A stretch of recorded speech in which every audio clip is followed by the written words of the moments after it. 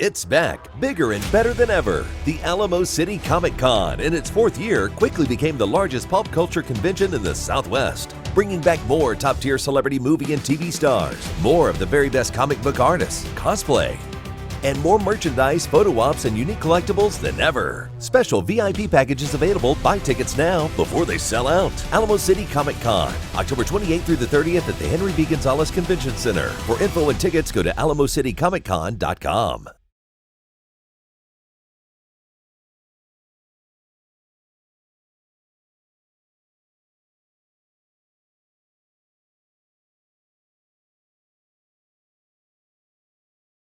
Live from Eorzea. Limit. Break.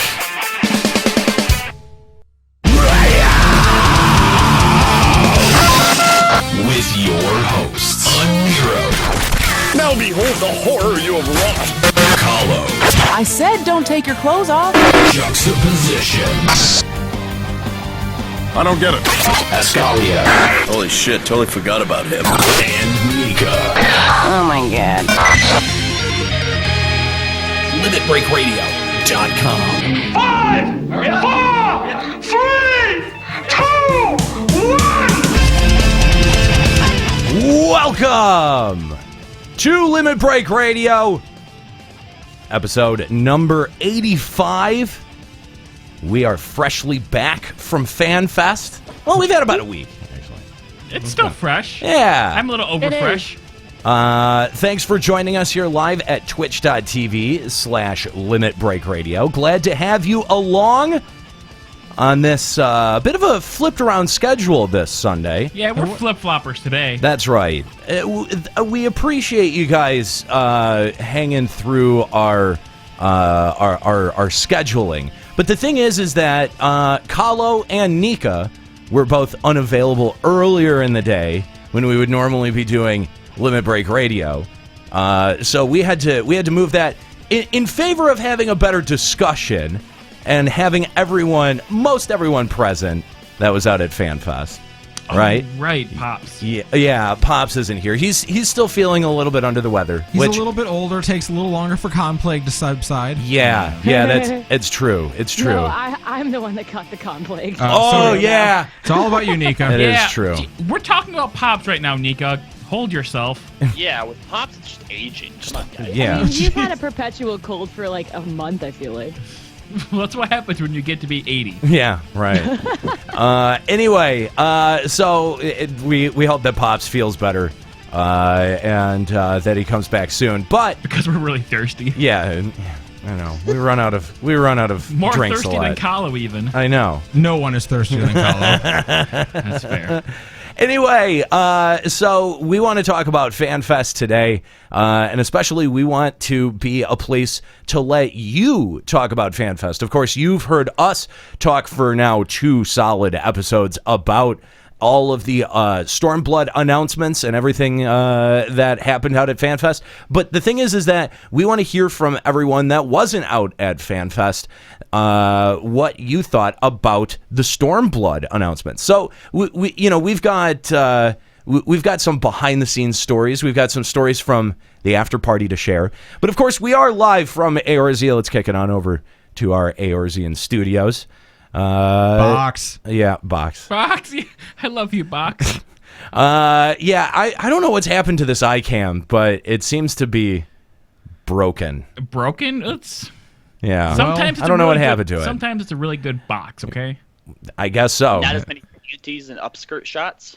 No, less of those and way more like backs of chairs and... We got footage of Femme Aniro giving head to male Aniro. Yeah. We did? I have a feeling we're going to see that again now because you mentioned it. Good job. Thank you. You speak and now it is... You're welcome, Daddy. Oh, God. Do I make you proud? No, you don't. Punish me later. Oh, God. Please stop. Anyway, I'm quivering with excitement. stop. No. Don't. Don't. No.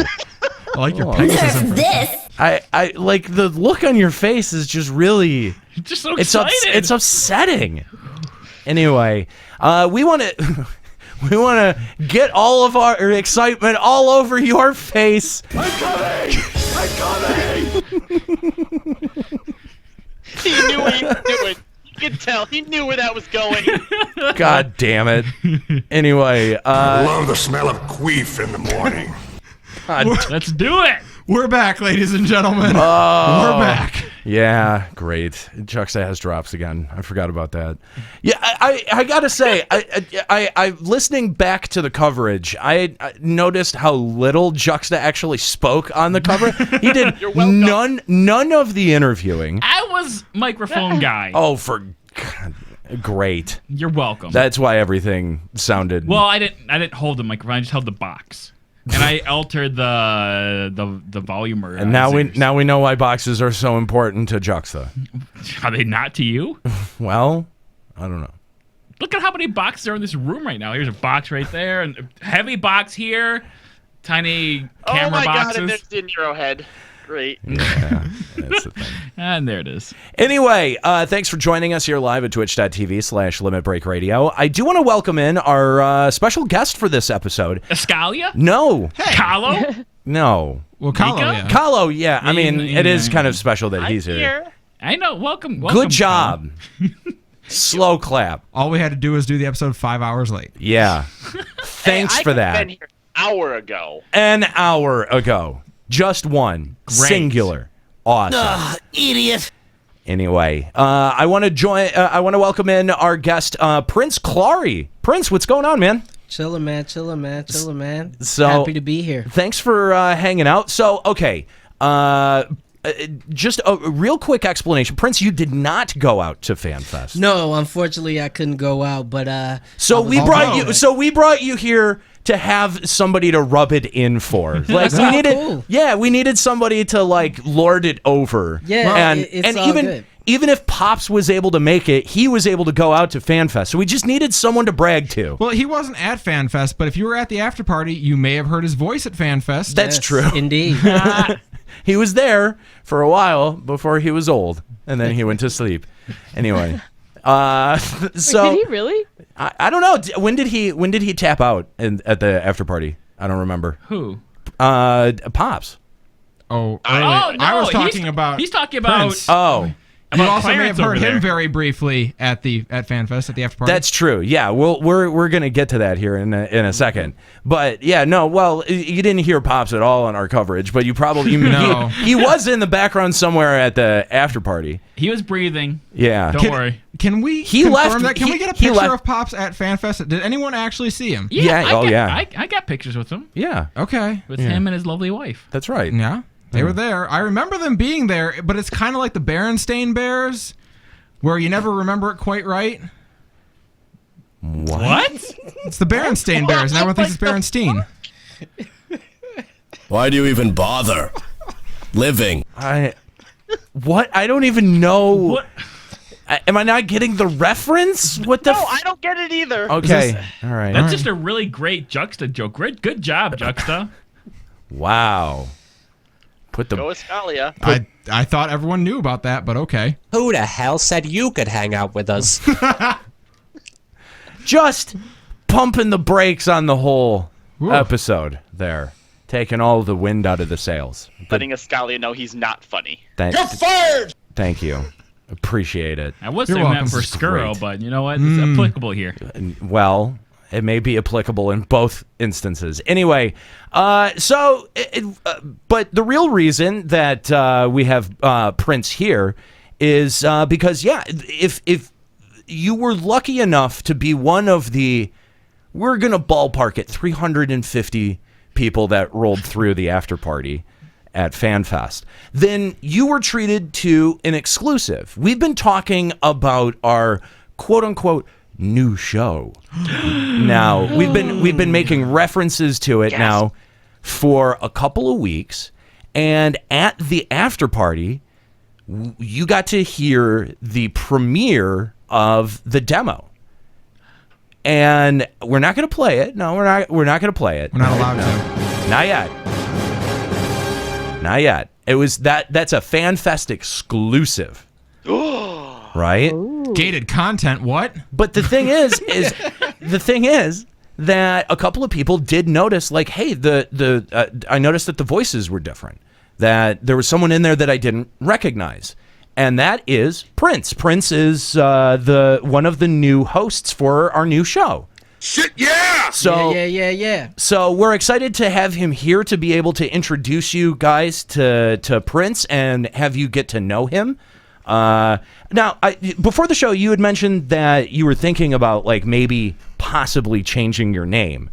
Which would it be like the artist formerly known as Prince? Oh my God! So, wow, God damn! You just tried to snipe that. It was so obvious. I know.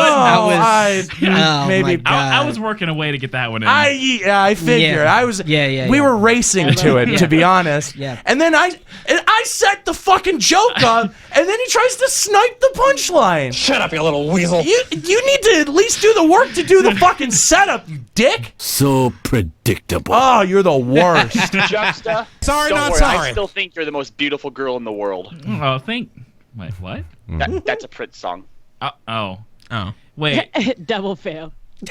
he does songs?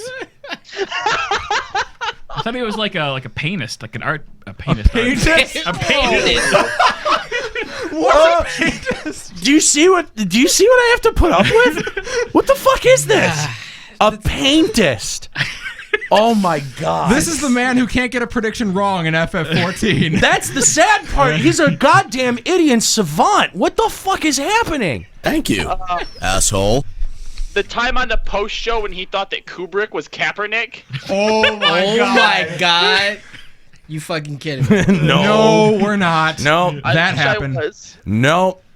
By the way, I mean, I know that we've been taking predictions on what the new jobs are going to be. Is Paintist your prediction? Yes, Paintist.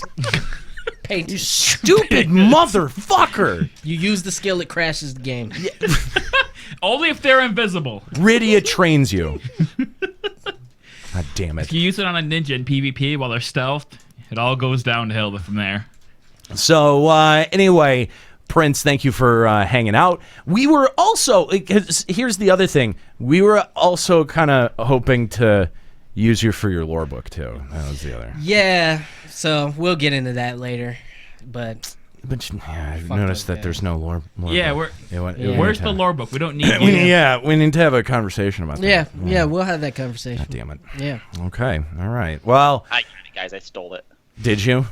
Can you? My lore book now. Can you read part of it for us? Yes. What would you like to know about? I would like to know about Garuda. Okay. Well, Garuda is summoned by the Ixali when they get scared and they want to be protected. They have to use crystals. She's green, and she is within the Howling Eye. We are getting the book report from a book that was not read right now. Look, am I wrong? Are any of those things incorrect, Ascalia? He knows about Garuda. You know about Garuda. Everybody knows about Garuda. Okay. Grab her by the pussy and just get on with it.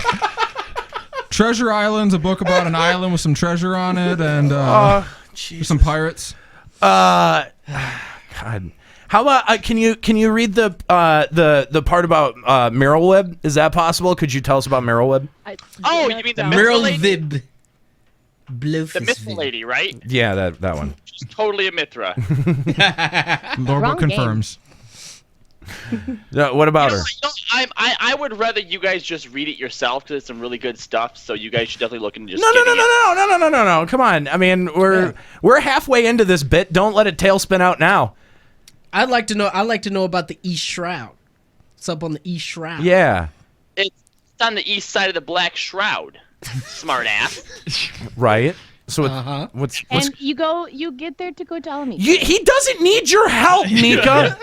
He's got the book. I know that the teacher part of you is just jumping in to try to help save him, but it don't. You know what? I feel bad for him. You guys are being. I don't know why you would. I have no idea. Really, Nika? Seriously, why would you? Believe it or not, don't hate Callum.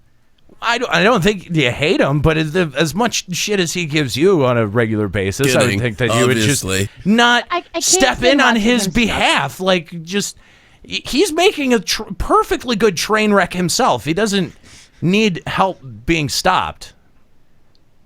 This reminds me of a quote by Merrill Webb, which is actually right here in the lore book. Oh, good. Victory is a far-flung shore. Mark the skies, abide the tide, trust your crew, and she will be yours. She said that. Did you Google that? I did not. I Eorzea encyclopedia'd it. I don't think you did. That's a lie. Yeah. Did you Google it? I Googled it. Yeah. I get it. Square Enix made that joke first. Well, so. that just happened. Yeah.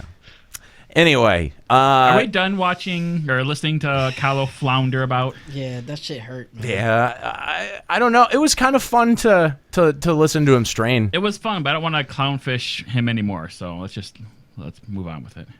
Okay. All right. So let's check out what's going on in FF14 news. This is a limit-breaking news update.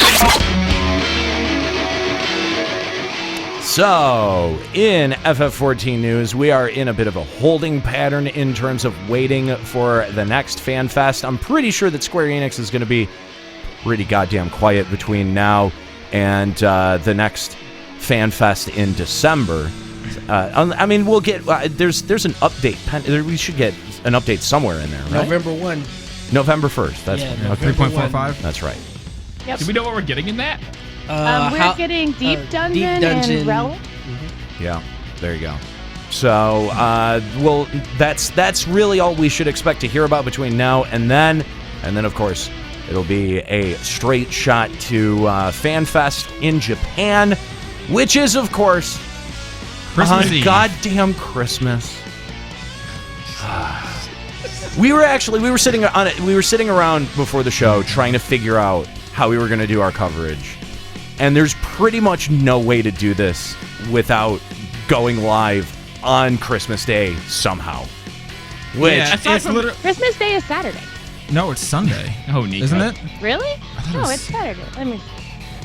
Nico. great. I'm could've glad we're sworn. spending time now on the air figuring no, this out. It is Sunday. Cool. Thanks, Nika. Oh, wow. Wow. I could have Yeah, sworn we it didn't. was Saturday. I was like planning my whole. We trip. spent like 4 hours planning this out, but seriously. no. Nika, I was No, like, go planning ahead. Saturday. What's your I plan, could have Nika? sworn. I was trying to plan my trip to Michigan, and I could have sworn that it was on Saturday. Well, Never I'm mind. glad that you looked because it's definitely not. Anyway, Yeah, that would have Either been way, bad if I showed I'll up. be here. I don't like my family. Fuck those guys. Like So, showed up with family. You're some kind of moron, you know that? That was to Nika. so yeah, we're figuring out how to do our Tokyo FanFest coverage. We'll of course be live here probably on Sunday, maybe a different time, but probably on Sunday. We'll figure something out. We'll definitely, yeah, stay tuned to the Limit Break Radio website as soon as we figure it out. We'll let you guys know. So anyway, let's talk about FanFest merchandise. Specifically. Do we have to? Yes, we do. Because, first of all, that line was out of control. That was ridiculous. I would call that the weeping city of merch. You wouldn't be the first. I'm the first. Hashtag it. Good job. Juxta first. Good job. That line, you pretty much needed to devote an entire day if you wanted to get the exact merch that you want. Because we had friends that went through the merch line, and by the time they went through, the book was gone. Yeah, I was like up in that front queue because there's a huge line that wrapped like all the way around the entire like area. Yeah. I was up in like the final queue, like 4 turns from the front when the book sold out. Wow. Like, Wow. I had the order form in my hand and had already checked off a book on it, and I was so mad. I'd cross it out and cry.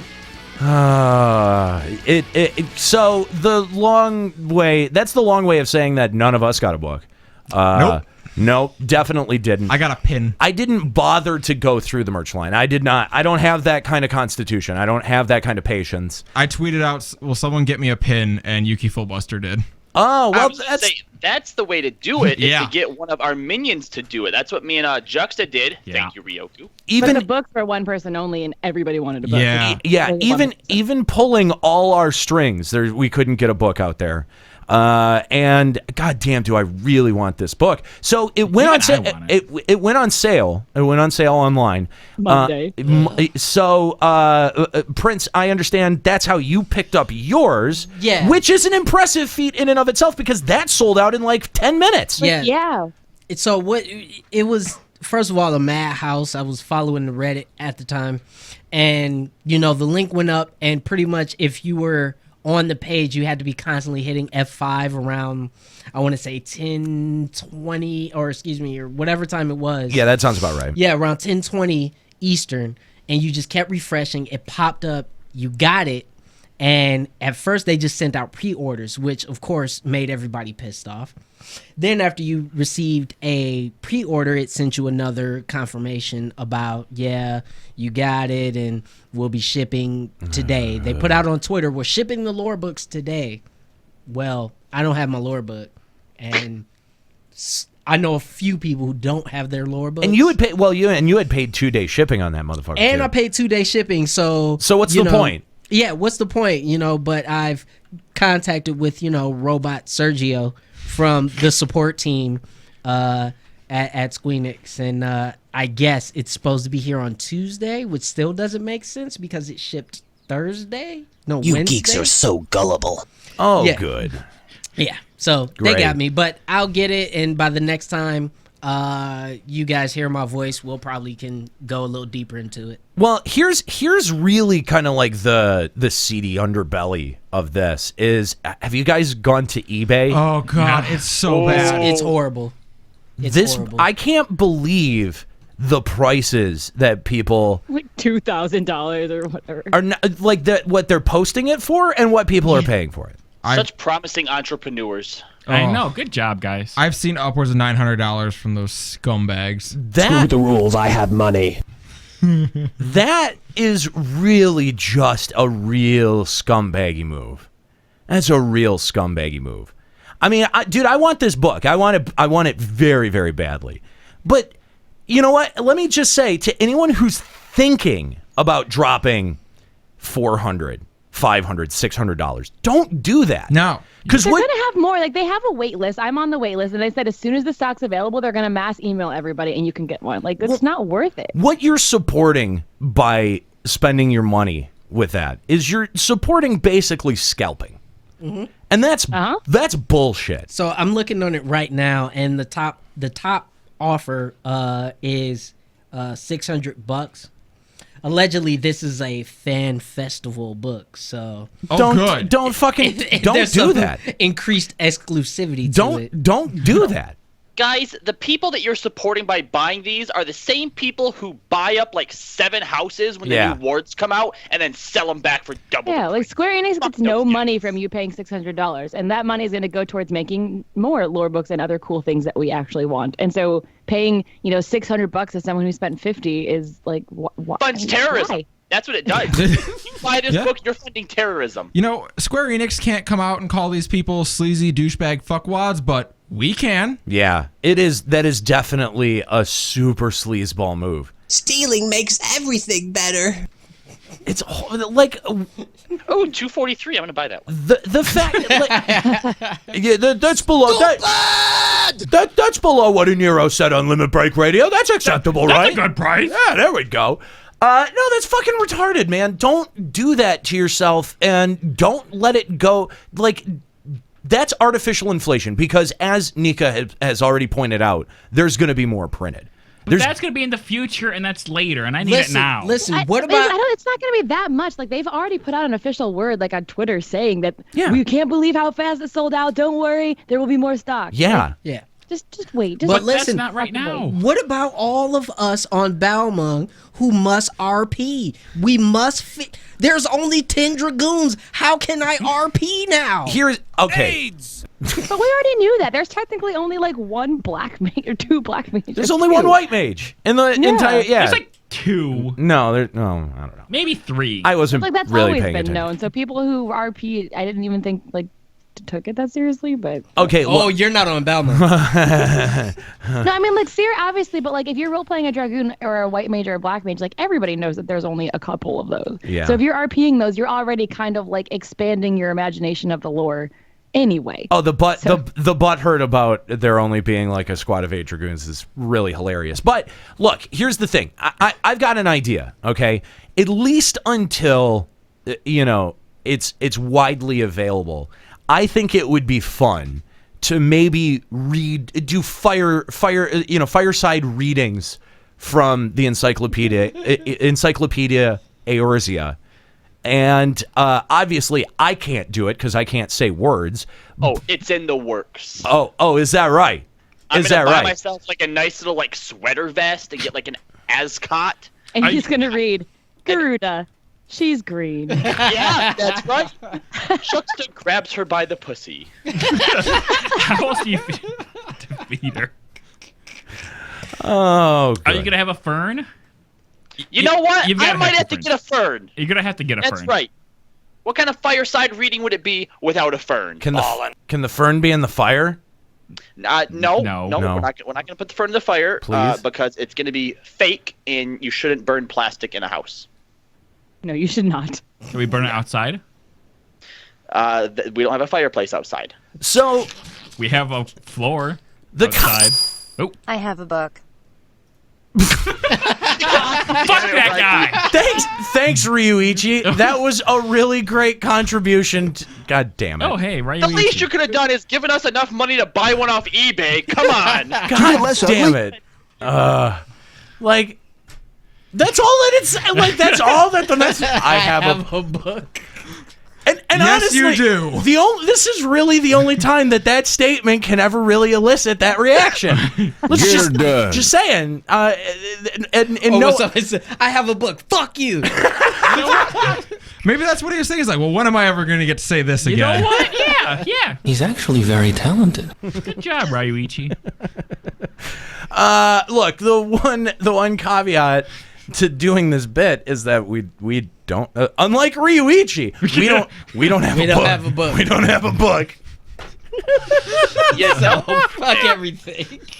So we're gonna figure out how to get a book, and as soon as we do, we're gonna at this out of a job. That's right. Well, listen. So if Square Enix does what they're supposed to do, I'll have mine by Tuesday, and we can do our little fireside readings. Oh, good. All right, we got a man. We got an inside man here. Got it.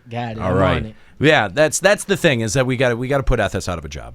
We met him out at FanFest. We licked the fuck out of him. Turns out he's actually a big dick. Yeah, fuck that guy. Which is why we get along so great. That one was for all the slams on the fucking roast, Ethos. God damn it. I think Ethos still came out ahead on that. Yeah, no, I think he did. Yeah, you still won. No, Ethos was awesome to meet and hang out with at FanFest. Anyway, yeah. But he didn't lick you. No. Two people in my FC have books. I'm donating to help you guys get books. Great. You're the best thanks, person Malky. ever. Thank you for the donation, but you really should have just said, two people in my free company have books. And just end it. It's just, I want to see how many donations we can get that just say like all donations for the rest of the show. Yes, if you have a book, donate.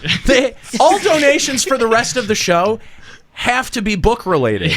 Not just we don't. Even if you don't have one, just make a book. Well, it doesn't have to be necessarily the Encyclopedia Eorzea. No, if you have any book. If you have any book, we encourage you to donate to Limit Break Radio.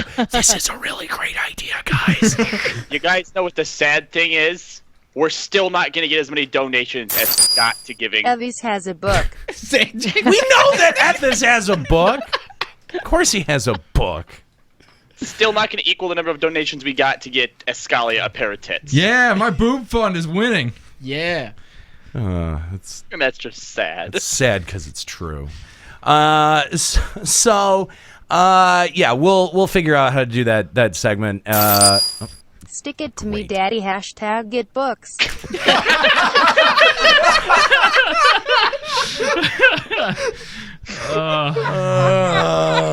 Also, yes. Fun little fact, the code word to get a sticker from a Nero at FanFest was "Stick it to me, daddy." Bam! Some of the best moments of that convention. How'd that work out for you, Annie? Oh, that was awesome. Were you sticky afterwards? I got a little boner every time it happened. Just a little one. I heard Yoshi whispered it in your ear. He didn't. He did shake my hand a little bit too tightly, and looked me in the eye for a little. And the thing is I totally I broke gaze. Who knows a guy who is friends with a guy who has a dog that once pooped on a book. Why did you read it like that? Once pooped on a book. Great. Cool. Thanks for that story, Thor. He was really cool, and I gave him a sticker, and he was like, and he probably threw it away at the nearest trash receptacle. Yeah, probably. But I did get my picture with Yoshi P this year. Yeah, that didn't happen 2 years ago, but it did happen this year. Nika, it sounds like you didn't. No, I totally missed him and Koji Fox. But I got Soken, and Soken was hilarious, even taking photos with him. I love that man. I still have not met Soken. I really want to meet him because he's great, but yeah. We were standing there, and I had my big bag because I just got out of the merch line, and he looks at it, and he goes, and he like opens my bag, takes out my fat cat, and punches him, and then looks at the camera.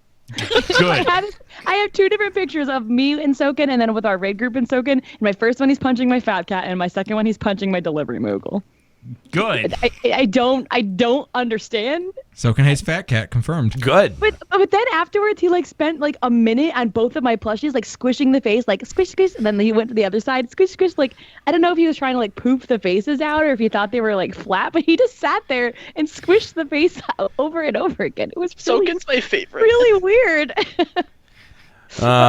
He's so funny. His Amdapur with the box routine was really good. Oh god, yeah. Oh my god, I have all the videos. I need to upload those somewhere. It was so confusing in the audience trying to figure out what. Oh, you got it. Good one, Juxta. Oh my sweet Jesus. Wow, That was a good one, Juxta. Damn. Thank you. That was really loud. Jeez. Yeah, it was loud. Yeah. Where were we?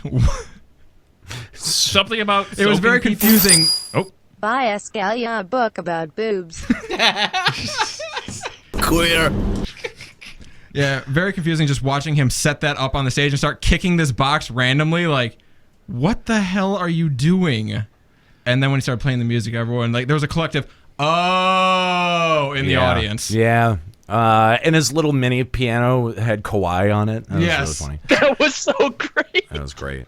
And then after he's done, he like grabs it and runs off stage. So real quick before we get really talking into FanFest proper, and again, we want to take your calls. We want to know what your reaction to Stormblood is. Limit Break Radio on Skype, 810-515-8715, limitbreakradio.com/Discord if you want to call in on Discord. All Saints Wake has started. That's going to be active through till Tuesday, November 1st at 14:59 GMT. I've heard great event. Really good things about this. Great event. Please look forward to Simply Juxta. Wait. Oh, we're talking about All Saints Wake? Yes. Yeah. How did I miss that? I was prepared for it, and then I started typing, and then I completely tuned out. No, this is actually really... Anira, if you do any event ever, do this one. Yeah, like this is the event to do. It's Okay. good. Well, it's really good. Sell me. Let's just say I'm a skeptic. Sell me on it. All right, this event gives me more hope than all of 3.0 put together. It's like legit. What? This is what Skydamish should have been. This is like legit Nizul Isle, but It's with Nizul Halloween. Isle. It's Nizul It's Nizul Isle. Isle with Halloween objectives. Yeah. There's lamps that you have to, or pumpkin lanterns that you have to click on, maybe in a certain, or no, not in a certain order. But Before you even get that far, the whole thing is site-based aggro. So and everybody's like And level you can turn 1. into a pumpkin if you get caught. Yeah. You're anti-selling it on Nero. We're trying to sell a Nero here. Yeah, we're trying to sell Nika, it. don't talk. All right, so there's one of 6 different objectives that you get, and whichever you get is random. Each time you go through it, you have to go through it 3 times. Right. One of them is stand on circles, 1 circle per person. When you stand them all, you win. There's also find 6 pumpkins somewhere in the house. Click on them. Then it's find the coals and then and light the lanterns light the with the lanterns. coals. Mm-hmm. There's find the 5 clues for the number password That and then one say the was password great. out loud to the treasure chest.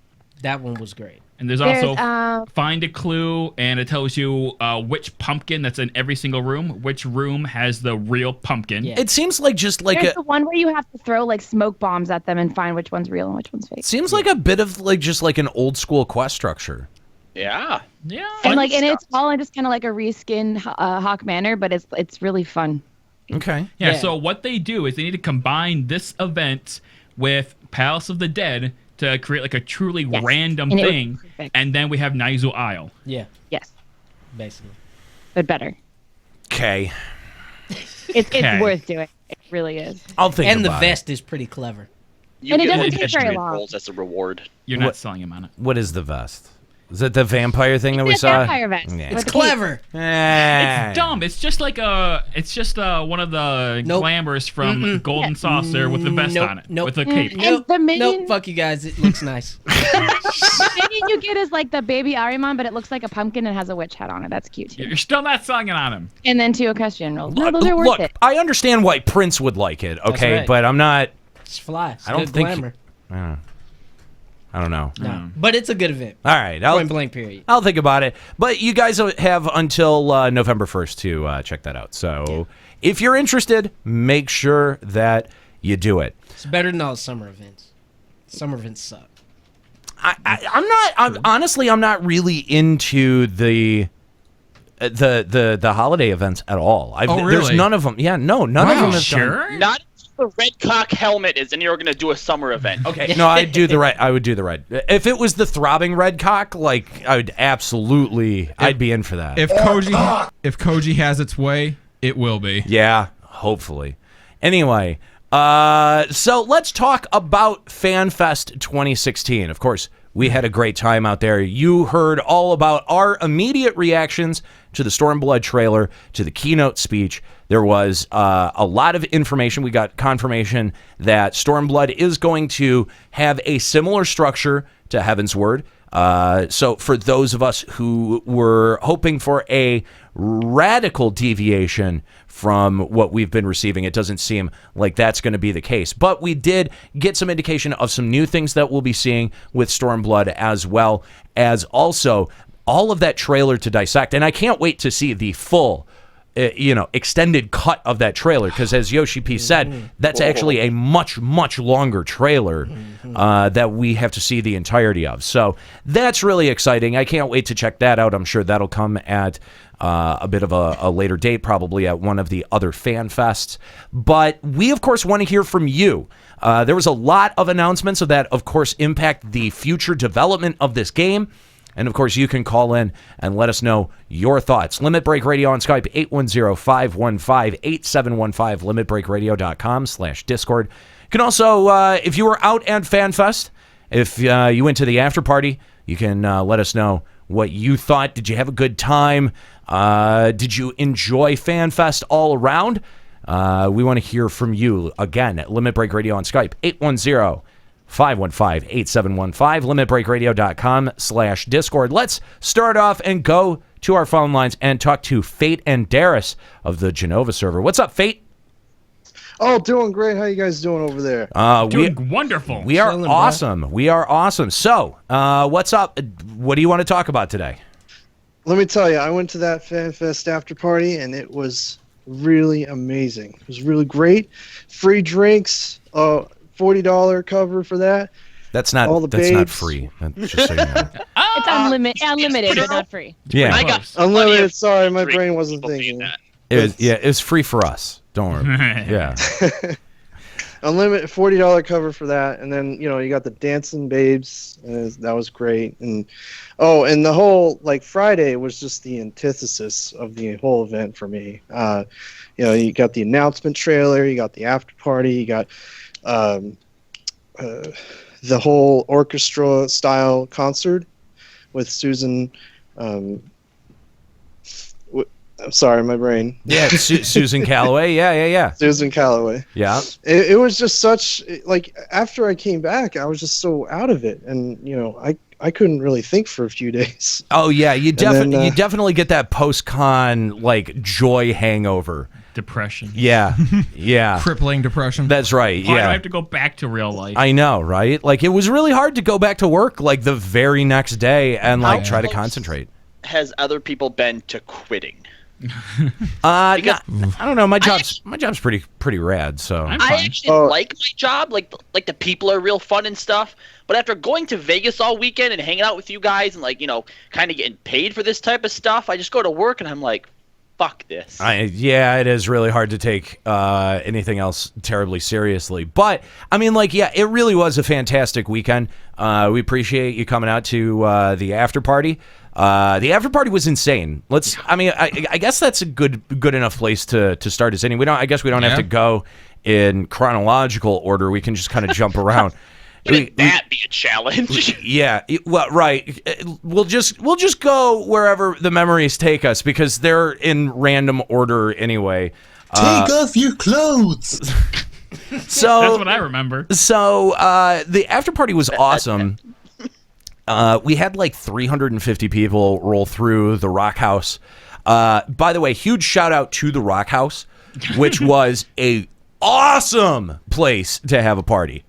It really was. Super props to Kooky for finding it. Yeah, Kooky did all of the legwork for that after party. I mean, everything.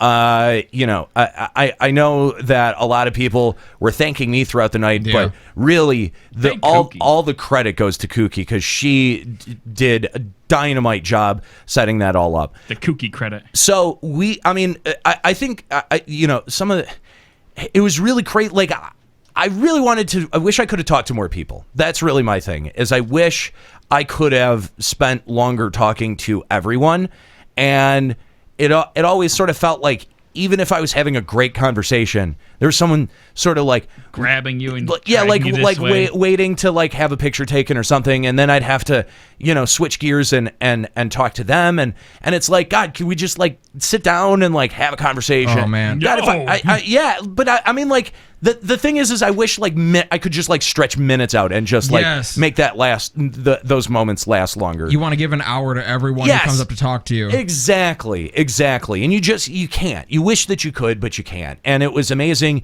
getting to know everyone, getting introduced to everyone. Everyone who came out to the after party. We had some really cool people come out to the after party. Like none of us are terribly cool people. Speak for yourself. We're all cool. No, we're Me not. and Shut Calloway up. are the coolest. Shut up. No, we're not. I'm so rad. Susan thinks we're cool. So it was, but Susan's not very smart, I guess. But we damn, dude, Burned that was all cool. over the place. Turn his mic off. That was cold. No mic. Yeah, you get muted. I hope she's not watching right now and she's like, I thought they liked me. We do like you, Susan. We're just not cool. No, I like that's the we're not. I don't consider myself a cool person. I don't consider any of you cool people either. Just so you know, truth comes just so you know out. where you stand in my book. You guys are all lame. Let me just say for Prince. Prince is just eternally cool because of course Prince. I don't know. If Prince was cool, he'd have a lore book. Eat a dick. So look. I'm definitely the coolest out of all of you, and I'm not cool at all. Boo. That's the hierarchy, just so you know. Anyway. No, but it was really flattering to have 350 people come out and sort of like validate the thing that we do on the weekends. Like, that's really amazing. And like, it was validating not just personally, but professionally too. And like, it's just, having Susan Calloway show up, before we did. Yeah, before we did even. I was there. We had a couple of Square Enix employees that were hanging out. It was very cool to like feel important, even just for one evening. Right? Like, am I alone in that? No, like, not at all. It definitely did make me feel important, and that was a very cool feeling. That Monday morning was very much like, and back to regular person. Yeah, exactly. Yeah. Oh, well, to be fair, Scully, No, if I had thought that you were feeling important that night, I would have done my best to rain all over your parade. Yeah, he would have like licking my knocked you face. down a peg. Did I do that? Yeah, you did lick my definitely face. did that. Yeah. Very much so. Oh shit! I need to go get tested. You Probably. even said that his makeup tasted gross, which Oh, it did. I remember. Oh my god. I'm in He can- full makeup, and you just thought, I'll lick that. he said that about worse. To be fair, he did say he wanted to kiss me first. So Oh, that's weird. He kissed a lot of people on the cheek. That was your one chance, you realized. It's gone forever. I told him yes, and then he licked me Now, instead. this is important. As drunk as I was, 10 plus drinks, every single person I asked permission. Every person I kissed, okay? Permission's important. Consent. Okay, so consent for kissing, grabbing by the pussy, just go for it. I knew it. Oh, You knew it. Of course. So, yeah, we had a great time, and we are super thankful to everyone who decided to come out and hang out with us. That was really awesome, guys. I mean, like, really, it really meant a lot to us that so many of you came out, and that so many of you had a good time too. Like, that was the other thing is, like, you know, when you go out to a party, you never really know if it's going to be that good or not, and it was a fantastic party, and we can't take all of the credit for that. We've got, you know, a lot of that goes to you guys. You guys made it a great party. So thank you for coming out and being so cool, for being so respectful of the Rock House. I mean, really, like, we left that place for a bar pretty fucking clean. You guys were really respectful of all of the wait staff, of everyone out there. The staff at the Rock House was super, super cool and super helpful. So thank you guys for making a really awesome party. So there is one thing that we need to apologize for, okay? And you guys are all gonna be really disappointed to hear about this too. But Juxta's action figure actually got lost at the Rock House. It did. Now, yes, It did. that's right, guys. We actually got the action figure. Now, for those of you who don't recall or don't know, sometime last year we got several emails from someone living out in California who was taking some 3D modeling course and was going to make a Juxta action figure. That's right. We actually received it in the mail and thought that it would be really, really cool if he opened it at Fanfest. Seeing as how it's like our 10th anniversary, it was Fanfest. So yes, Juxta, would you like to tell them about that experience? Well, we actually have video of it. Oh, do we? We have video. Yeah, we have video of Juxta opening the action figure. It feels like I'm dying inside. Yeah, well, I've got it pulled up on the stream here. Okay. So I think we just play it, right? I think so. Yeah, absolutely. All right. Absolutely. All right. Let's just check this out. Right now. So here's the box. Yeah, it actually yeah. So excited. Guys, we're streaming live on Twitch. The ad told me. I thought it was more appropriate you did it at Fanfest. Okay. And there's Papa in here. Yeah. See, he was there. He was there. Oh my God. All right, there we go. Telling you what it is. Yes, yeah, we just watched you shout juxtaposition.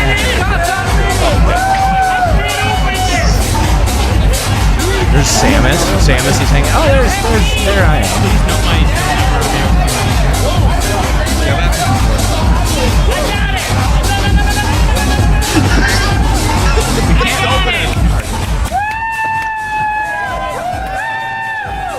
All right, here. So happy. Okay. He's so excited to open the action figure. And that is absolutely that's a fake. That face. That's a fake phallus. That's a large pink dick right there. That is a large pink dildo. I hate you. He's opening the. Oh, good. I'm glad that you opened it. This didn't freak out the wait staff at all. Getting an extremely gay vibe.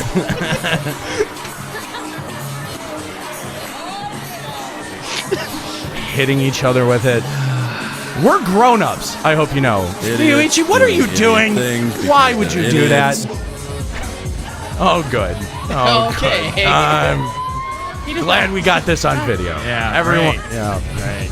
If you think this is huge, then you should see my ego. Oh my God, Ryan, we. Okay, Juxta was just as bad.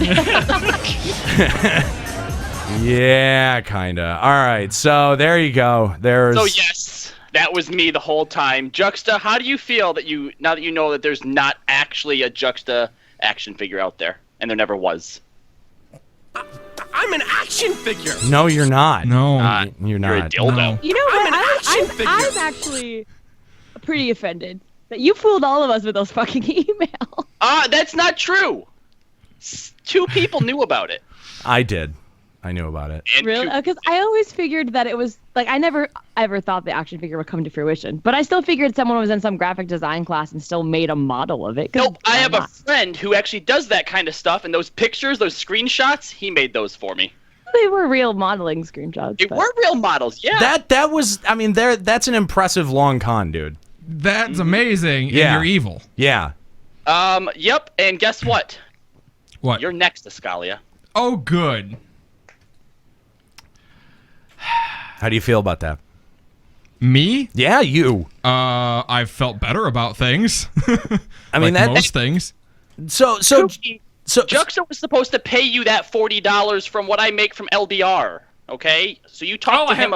Oh yeah, it's in the process of doing. She almost bought the 9.5-inch one, but that cost like $80. I'm like, I'm not spending that much on it. You made Kooky buy the dildo?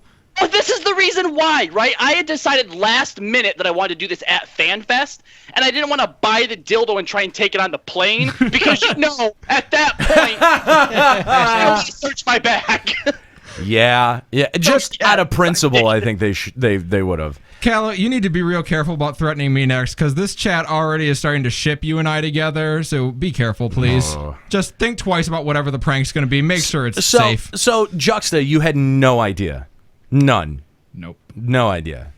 That's so. Did you actually thought that it was actually going to be an action figure that you were opening? Yes. Really? Why would I not think that? You didn't think, with all the shit that we pull on this show, you didn't think somewhere deep down, like, this is a little suspect. I didn't think Calloway was either A, that committed, or B, that intelligent. It's Calloway. It is pretty impressive. So do I get the LBR prank crown? No, you get to find a new place to live.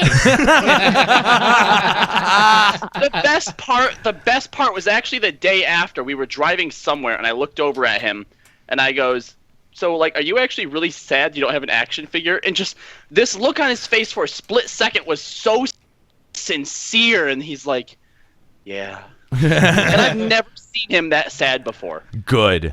I'm glad. It's not like that makes me happy. Callow, I fully believe that you are that devious and like that smart to pull it off. It's the patience that staggers me. Yeah. Like the longest con. Yeah, he sat on that one for a while. Yeah. Definitely. He also sat on the action figure for a long time too. It was in the box. I did not. It's like, I was very careful about how I put that box back together. You can't even tell.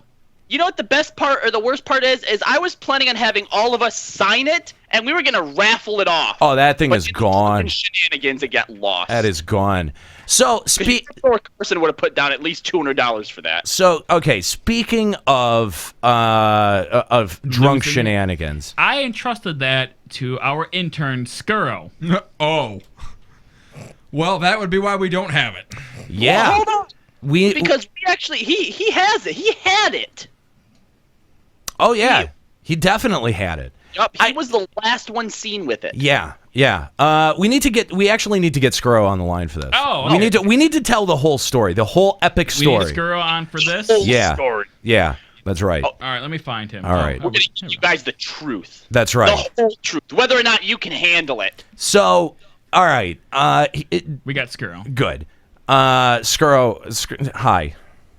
Hi. I'm not going to welcome you because you don't deserve it. You just said hi. That's a welcome. That's not. Just say his name. No, that's just an acknowledgement that he's alive. Okay. Scuro out at FanFest. Last year, I had the dubious honor of being the most drunk person at the party. And people thought this year it would be me. You know what? And that's Really? that's pretty fair. You are the smallest of all of us. So I can handle more liquor than Juxta. This is true. If you didn't know that, if you were just looking at us and you didn't know, you had no idea what our tolerances were, I would have put my money on you. Okay. Fair enough. Definitely, my money would not have been on like the half the wine concierge fuckhead. Yeah, like the half cow that is Scuro. The half cow. I'm being nice. I'm being nice. To be very clear, the other half is a sea lion, which is a sea cow. I'm part lion. So he's full cow. Okay. All right. So Scuro has won the most drunk award. Scuro got fucking annihilated out at the after To a party. point where I was like worried that he would not be okay. What did you drink? Hang on. What did you drink? All right, I had 3 beers, 3 tequila sunrises, and 3 Jack and Cokes. It was the tequila. What do you? I'm pretty sure it was the tequila. What do you guys think did it? I would have thought that it was the tequila, but I'm thinking the Jack and Cokes at the end. You never do beer first. No, Oh yeah. No, never do beer first. Why did you do that to yourself? That's your fault. Usually I always drink beer and wine. Like that's like my go-tos. I'm like, you know what? Fuck it. You know, it's a big old party. Why not? I'll go some hard liquor for a little bit. Wait, is this the intern? Just for a little bit, though. Yeah. Yeah. And that was my mistake. Makes sense. Okay, well, keep in mind, this is all of his own accord. We didn't goad him into anything. No. Yeah, no. this was before I slipped into methamphetamines. Right. Exactly. What? No, look, there was no goading of Scuro. No. We mostly ignored him. The best we could. I was that's actually very true. planning on getting him sick by giving him a cement mixer, which curdles as you drink it. Yeah. Didn't even get a chance to do that. Never even got that far. So after 9 drinks, Scuro goes down. I mean, what were the beers? Were the beers at least hefty beers? Yeah, it was Sam Adams and Satire. Okay. Satire's not Sam a bad Adams is good. choice. Sam Adams is fine, I guess. It's not No, Guinness. no. No, but I'm not even sure where to start with this story in Nero, but where I was when I heard about it, I was going on talking to people, and someone came up to me. It might have been Ryuichi, I don't know, and they're like, "Skuro's passed out outside." Yeah. Now the first thought in my head was, "Ah, shit, what are we gonna have to pay for?"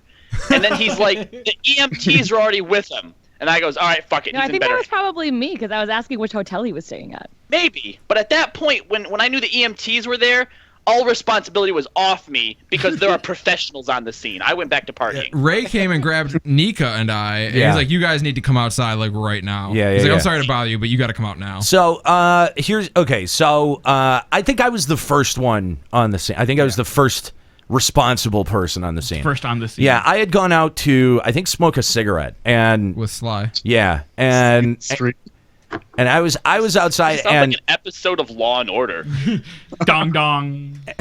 and Scuro is slumped up against the side of the club, and there's security. I mean, so the Rock House is inside the Venetian, so it's the hotel security patrols. So if you're passed out outside, you're not passed out on the strip. You're passed out still technically in the Venetian. Yeah, in the confines of the resort. Right. So 2 hotel security are with him. They've got a bag. They're trying to wake him up. And he's just Does he have vomit on him at this point? Yeah, there's a little bit of vomit. Is there? There's a little. Not enough to make me not worried, right? When someone's that drunk, you want to see a lot of vomit because they're getting it out. At least they're getting it out of them, right? It was only a little bit. It was only a tiny bit. Yeah, Very tiny. right. Just like drool, really. Yeah, Vomit drool. Drool. Drool. It was drool. Drool. So I love hearing all these details for the first time. So I thought we were talking about his dick. Okay. So why are you looking at his dick, Callow? You said tiny and small. I just assumed. Okay, so Skuro's gone. He's blackout at this point. Dong dong. Done. Yeah, he's done. But before he did that, I think that there was a moment that that he may not remember that happened. Oh yeah. With the action figure. This was also the last sighting of the action figure, so we know that it was in his possession. That's right. That's right. I'm a little bit hesitant to show this on stream. Oh, video of this? There sure is. We were in Vegas. Of course, there's a video of this. Oh, buddy. Of course there is.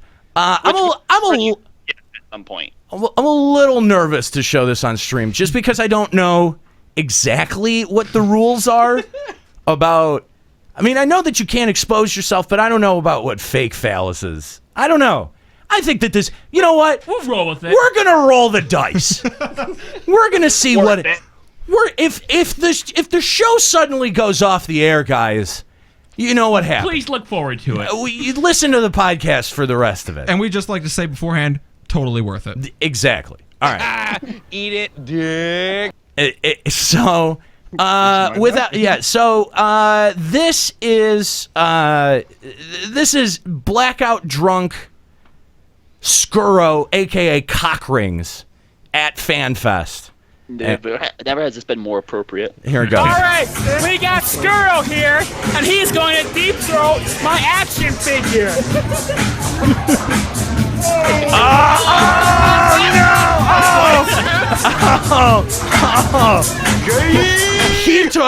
He took all of that. I ain't even mad. That's impressive. Scuro, well done. All of that action figure. I mean, that was an impressive mouth load. Let me tell you something, Scuro. Having gone through college, I can say that's not easy. Well done. Sorry, I can't hear you over the sound of my giant throbbing erection. I'm just saying, you might have a second career if being douchey on the internet doesn't work out for you. You're gonna make some guy very happy in prison one day, bro. Oh my God! You know what? We almost fired him a few weeks back for not doing enough embarrassing tasks, and he took that critique to heart. He did. So Scuro, well done. He took one for the team. Well done. All right. Now I have a question. Because Scuro, you actually remember doing that, right? Yeah, the sad part is I was definitely still sober during that part. Oh! Why would you admit that? But how sober is sober? Like, I don't think Okay, you're. well, sober to me is like I still No, I'm not yeah. blacked out. I'm still functioning. I can still remember it, but still pretty drunk. I mean, I was definitely like at least like probably about 5 drinks deep on that one. All right. I need you to help us understand, Scuro. How did that happen? Whose idea was it? Oh shit! I don't even remember that part. I remember Juxta like grabbing a penis and shoving it down my throat. I'm like, oh okay, well, all right. I'm calling it. That was some kind of bit or something. That was either Juxta or Ryuichi. It was one of them had that idea, but I think Ryuichi probably had it for himself. Oh my god. Dang. That definitely happened. Yeah, I don't know. Happened. I don't know if we're gonna get kicked off Twitch, but it did just get us a sub. Oh, hey, look at that. Worth it. Worth it. Scuro, you were carted off by the EMS because hotel security finds you. They can't wake you up. I'm out there. I'm trying to wake you up. And he was like screaming him and slapping him in the face, like, I'm doing. wake up! Oh, you let me! Here's the funny doing bit. the whole drill sergeant bit. The EMTs are there, and he drunkenly yells cock rings at him, and the EMTs look so confused in that moment. They're like, what? Oh god. Did you? Yes, I remember that. He sure I did. so did. EMTs had no idea. It was fucking perfect. It was. Now, hold on. Nero, you actually started to panic because of something that the EMT said to try and wake him up. Scuro. G-H-E. That's, coming from you, Ryuichi, come on. Your first inclination was to try to shove that motherfucker in your mouth. Look, so the EMTs are there. So first it's security. Security's like, all right, if we, they gave you like 5 minutes, and they're like, all right, we can't wake him up. We got to call an EMT. And I'm like, do your job. I'm not. I'm definitely not going to take responsibility for Scuro. And I'm not going to like help him to the fucking toilet to puke. Like, okay, this needs medical professional help. Yeah, because he's not puking. So EMS gets there, and EMS is trying to wake him up, and I'm trying to help him. I'm yelling cock rings at him, trying to I'm trying to be like, you're going to be fired. I'm going to fire you. And just trying to do anything to get him to respond.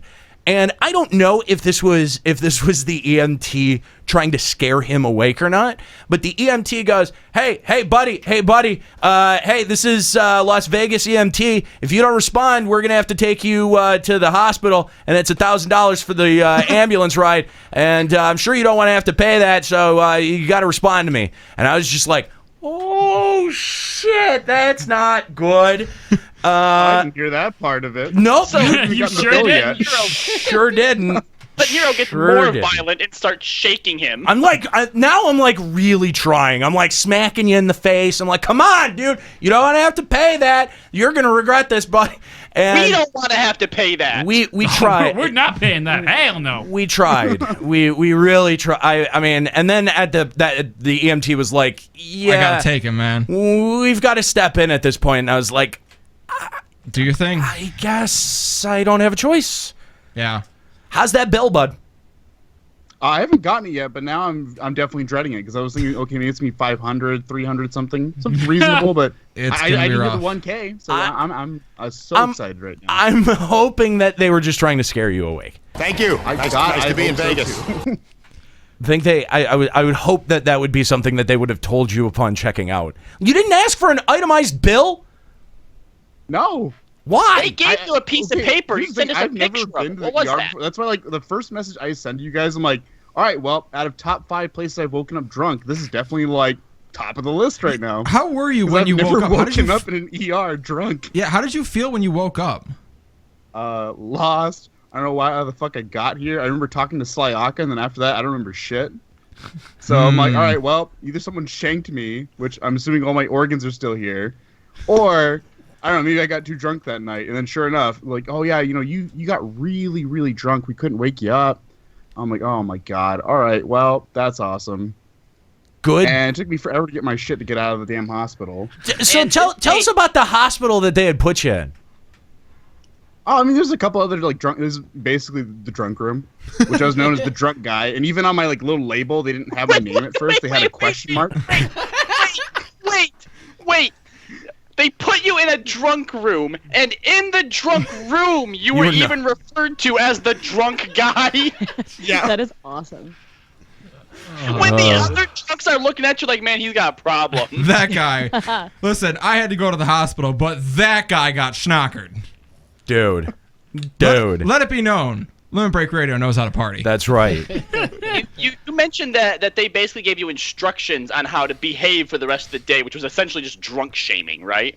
Yeah, they were definitely drunk shaming you on that piece of paper, which I got to even walk that all the way back to the hotel because I felt kind of shameful asking anyone to pick me up and drive me back to my hotel room. So that's appropriate. That's appropriate. Good choice there. I think we would have paid for an Uber if you had asked. Yeah. Well, but instead we were just like, oh, that's funny. Film it. Yeah. So you must have looked like a bum walking back, right? Oh, I look like I was like escaping an insane asylum walking back because I'm sitting there walking in hospital grubbies. Oh. Did you have underwear? Did you at least have underwear on? Socks. Or were your butt cheeks flapping in the wind? Oh, no. Luckily, they gave me pants. So oh, okay. That was legit. Okay. It was very kind of Sunset Children's Hospital, which, by the way, is a children's hospital. Oh! So I'm being there. That's a pretty important oversight there. There's a drunk ward in a children's hospital? It's Vegas. They have a drunk ward in the children's hospital. This story just keeps getting better. Let's be honest. I'm so happy right now. EMT looked at you and was like, how can we make this the worst experience possible? He is clearly a man-child. Yes, absolutely. I think that's appropriate. That was an appropriate place to take you. You didn't happen to ask for the giant pink dildo when you woke up, did you? Did I have that on me? I would. Still have that unclutched. I really wish after because I guess I didn't think about calling you cock rings in front of other people and that it would have been strange.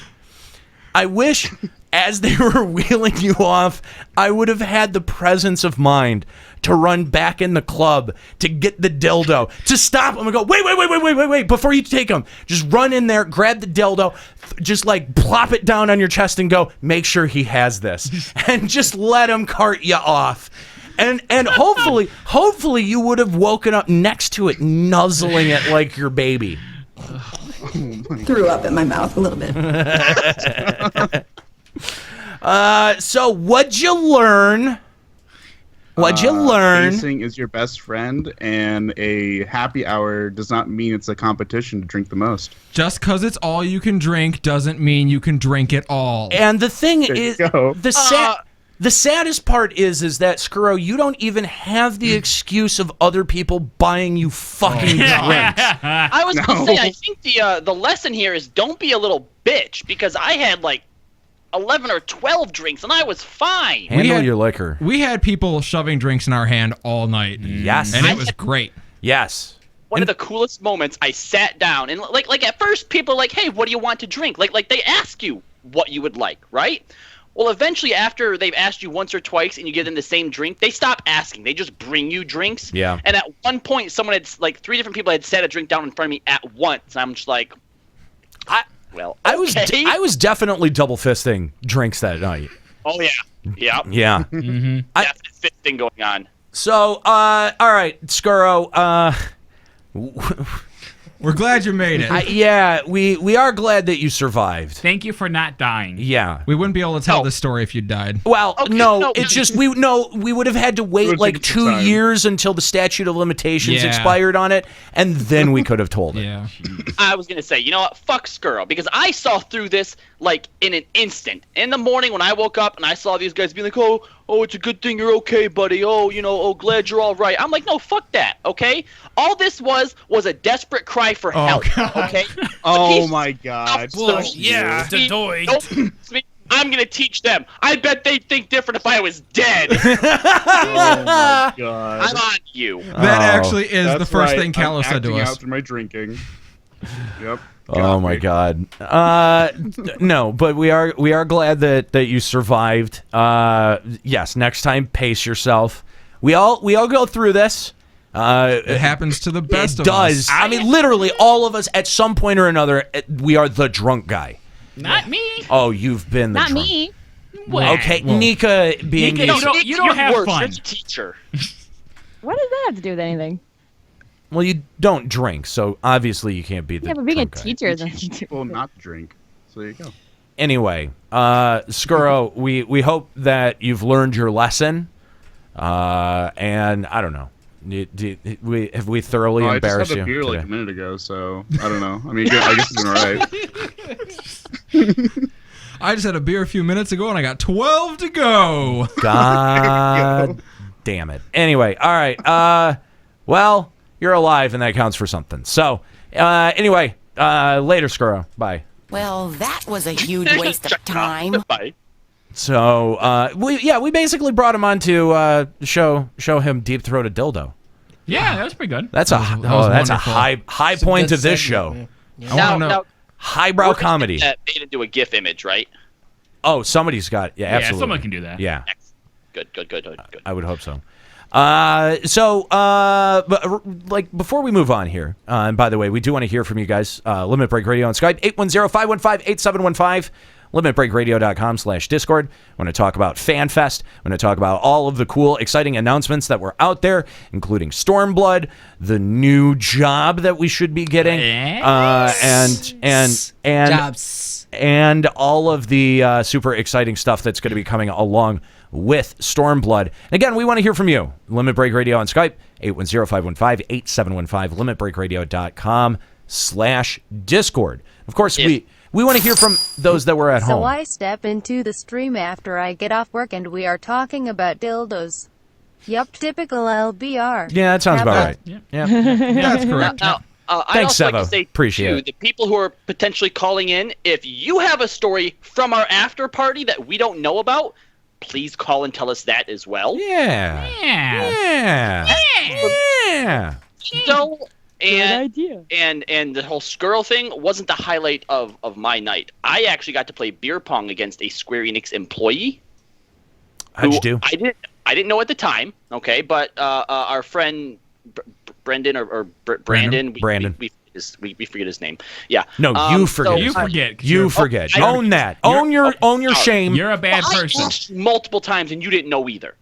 Anyway, I got roped into a game of beer pong, and Scuro was on my fucking team of all people. So this is obviously before he got blackout drunk. And I was playing against Brandon, and another one of our new friends that we had met named Tony.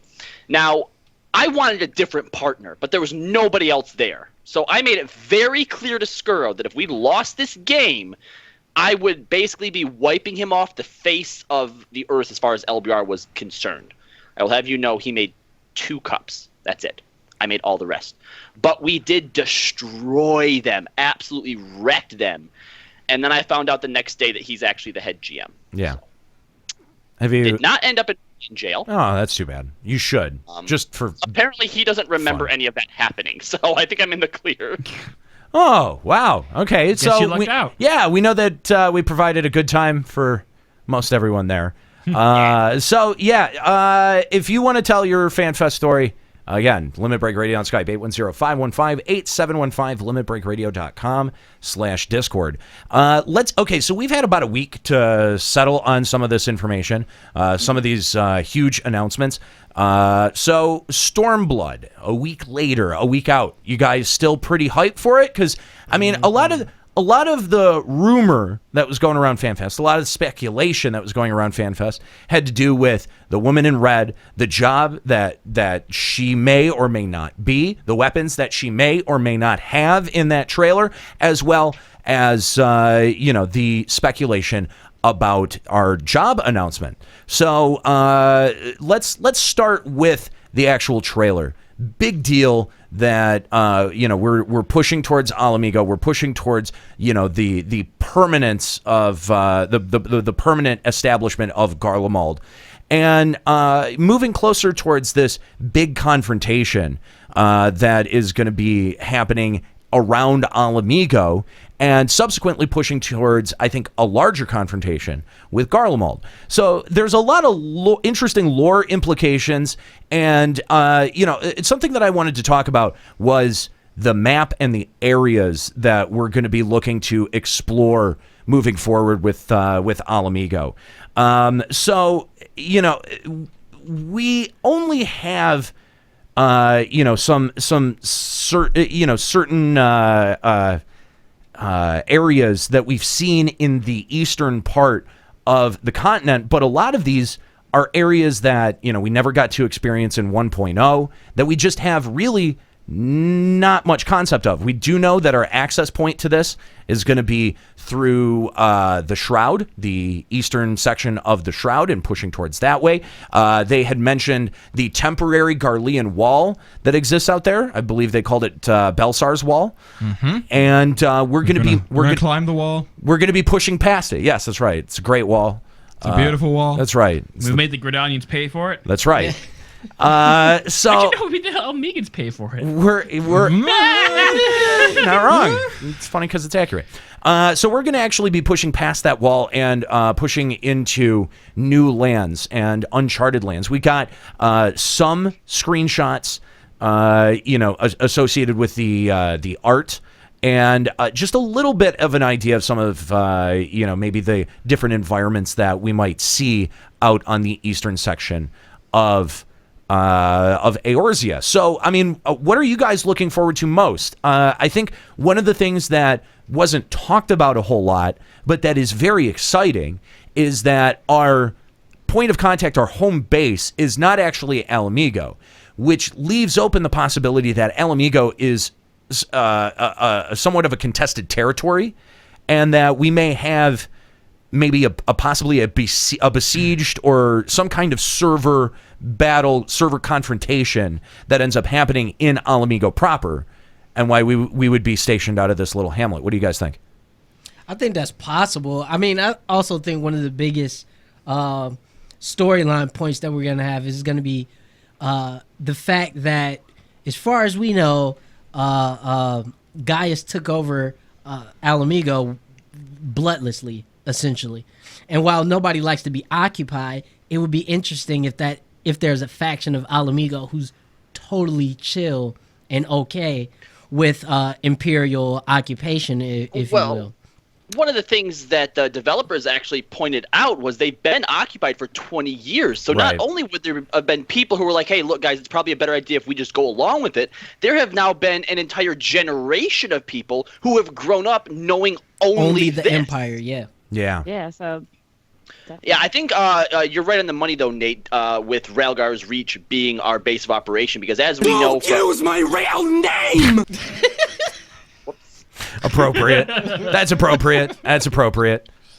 You know, in A Realm Reborn, we had the toll. Mordona, and everything got built up as we were going from patch to patch, right? We had the same thing with Idleshire in Heaven's Ward. So Railgar's Reach, you know, is perfect. It's like this little outcropping in this huge, nice area where you can see there's plenty of room for expansion, and that's one of the best parts to me of going from patch to patch is seeing our little base of operations build up over time, and Railgar's Reach is just the perfect location for that. Yeah, I think that it is going to serve as an interesting sort of analog to Idleshire and Mordona previous to this. But here's a map of the entirety of Eorzea.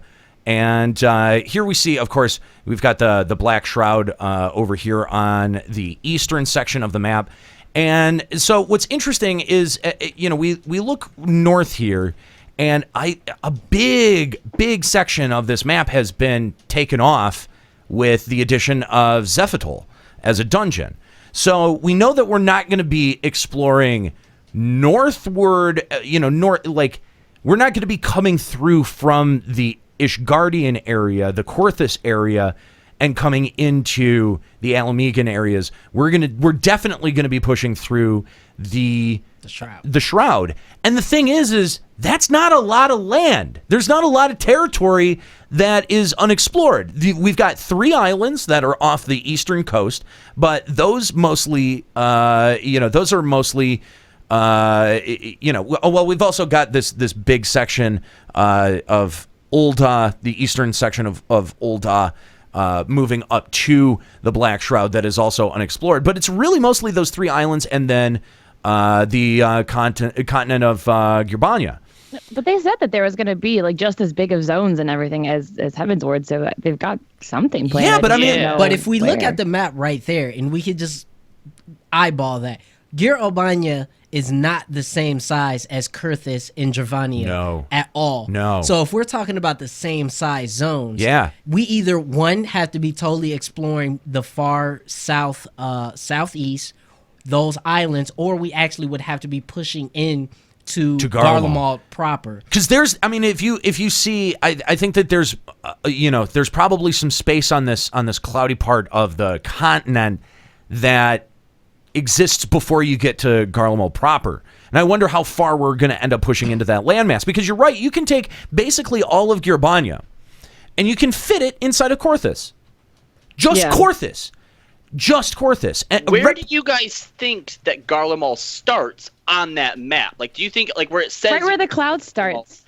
You think it's there, or do you think that that's more like, oh, it's up here somewhere? Like, if you go that way, you'll get to it. Because if all of what we see there is actually technically still part of the Alamigan territories, then it's about the same size as what... Well, yeah, because technically, you're right, because it says the Garland Empire, and the Empire encompasses everything that the Empire controls. Yeah, so I feel like maybe if just right up there, like where that big, like, little smashed part is, if that's just the where Garlemald starts, and the rest of it... That's kind of what I'm thinking, yeah.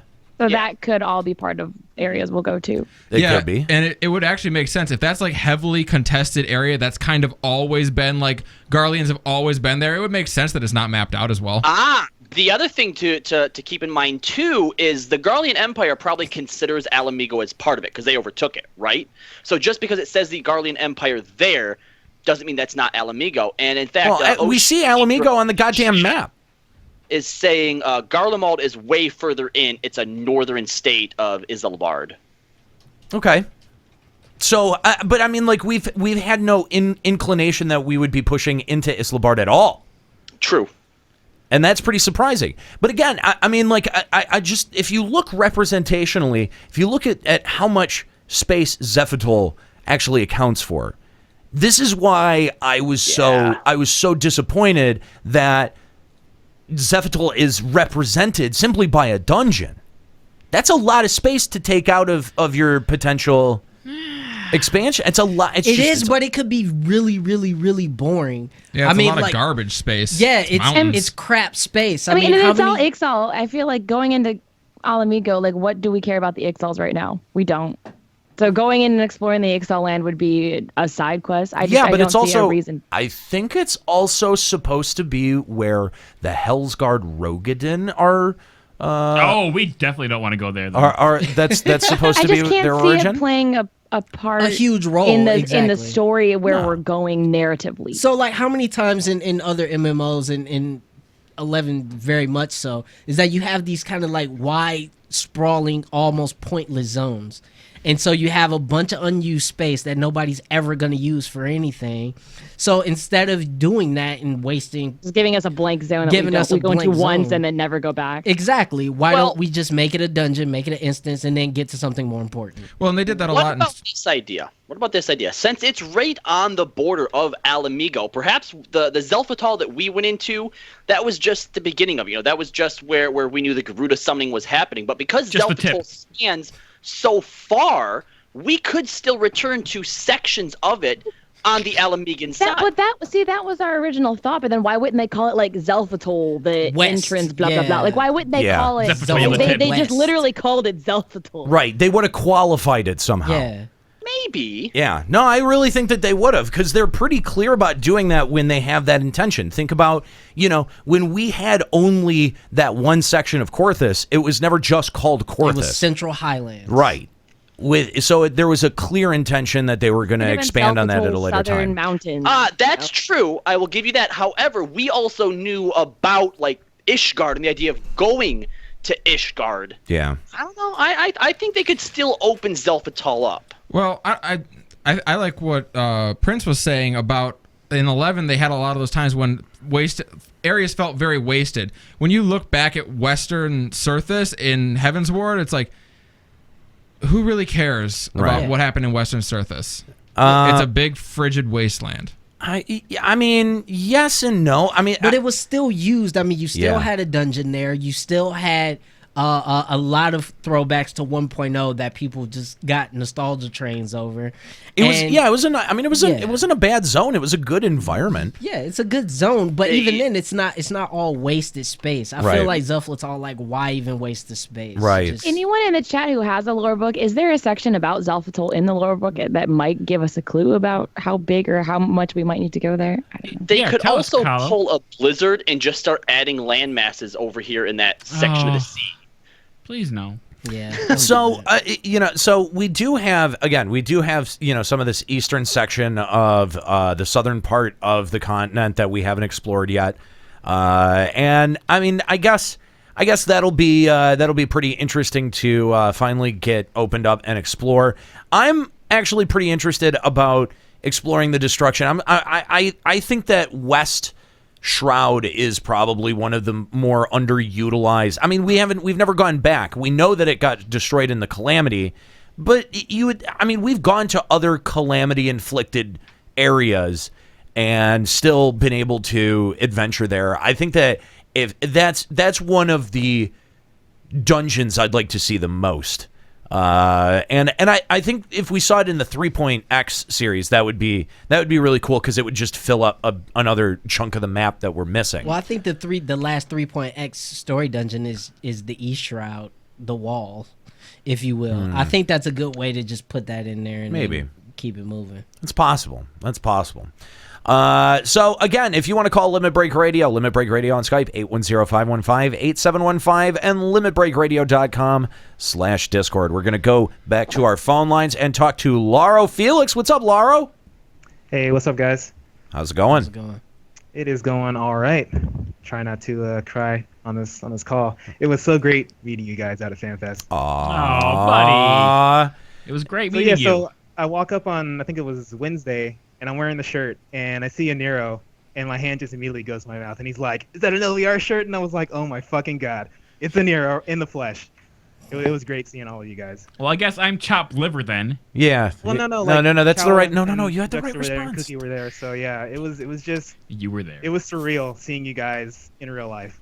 Thanks, man. It was awesome getting to know you and hanging out, getting a picture with you real quick. Talking about surreal feelings, seeing people wearing LBR merch at this convention was such a cool feeling. That was really cool. The first time I saw someone in a Patreon shirt, I was like, yes, amazing. You give us money, thank you. Do you guys remember the one guy who asked like the best question at the Q&A panel? Yeah. Who was sitting? Well, he was sitting in front of me, Juxta, and a Nero, right? But at the end, he turns around and sees Juxta's bag, and he goes, "Are you Limit Break Radio?"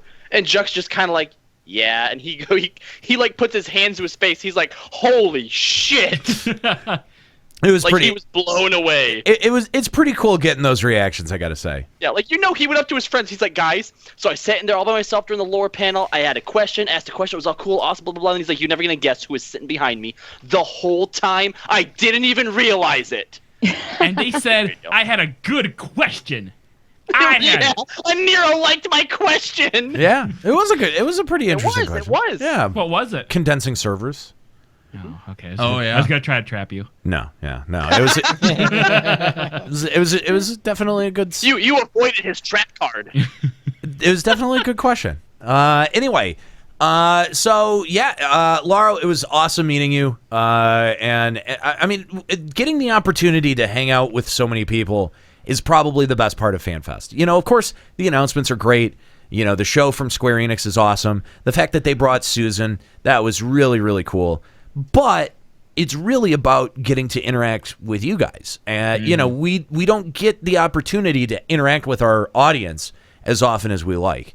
And you know, it's great, like, going out to Youmacon or some kind of other convention, and it's just not the same. You get like maybe one or two people that might know you, and you know that happened to me at Anime USA this year too. I gave someone my card like yesterday, and he's like, "Wait, does it say Limit Break Radio? Are you Nika?" And I was like, "Yeah."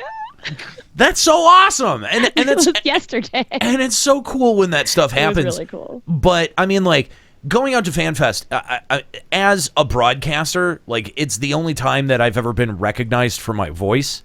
And that's like... that is the weirdest thing when someone says that. That is the coolest thing. That is the reason that you get into doing broadcasting, is you're like, I want that. I want people to recognize me for my voice. That's really cool. Like, that's so awesome, and it's so humbling. And so getting to meet everyone was really, really cool. So thanks for introducing yourself, Laura.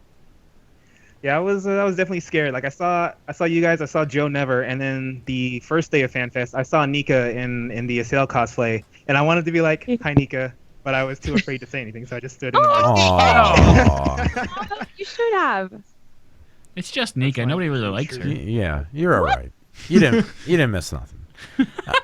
I'm just kidding. Anyway, no, Laura, thanks for hanging out and for saying hi. And yeah, dude, FanFest was amazing. It's always the best opportunity to meet and hang out with people. So thanks, man. Thanks for calling in. If you'd like to call up to Limit Break Radio on Skype, 810-515-8715, limitbreakradio.com/Discord. Let's talk about that shirt reveal, because Yoshi P. Yeah, my shirt is really awesome. It's got not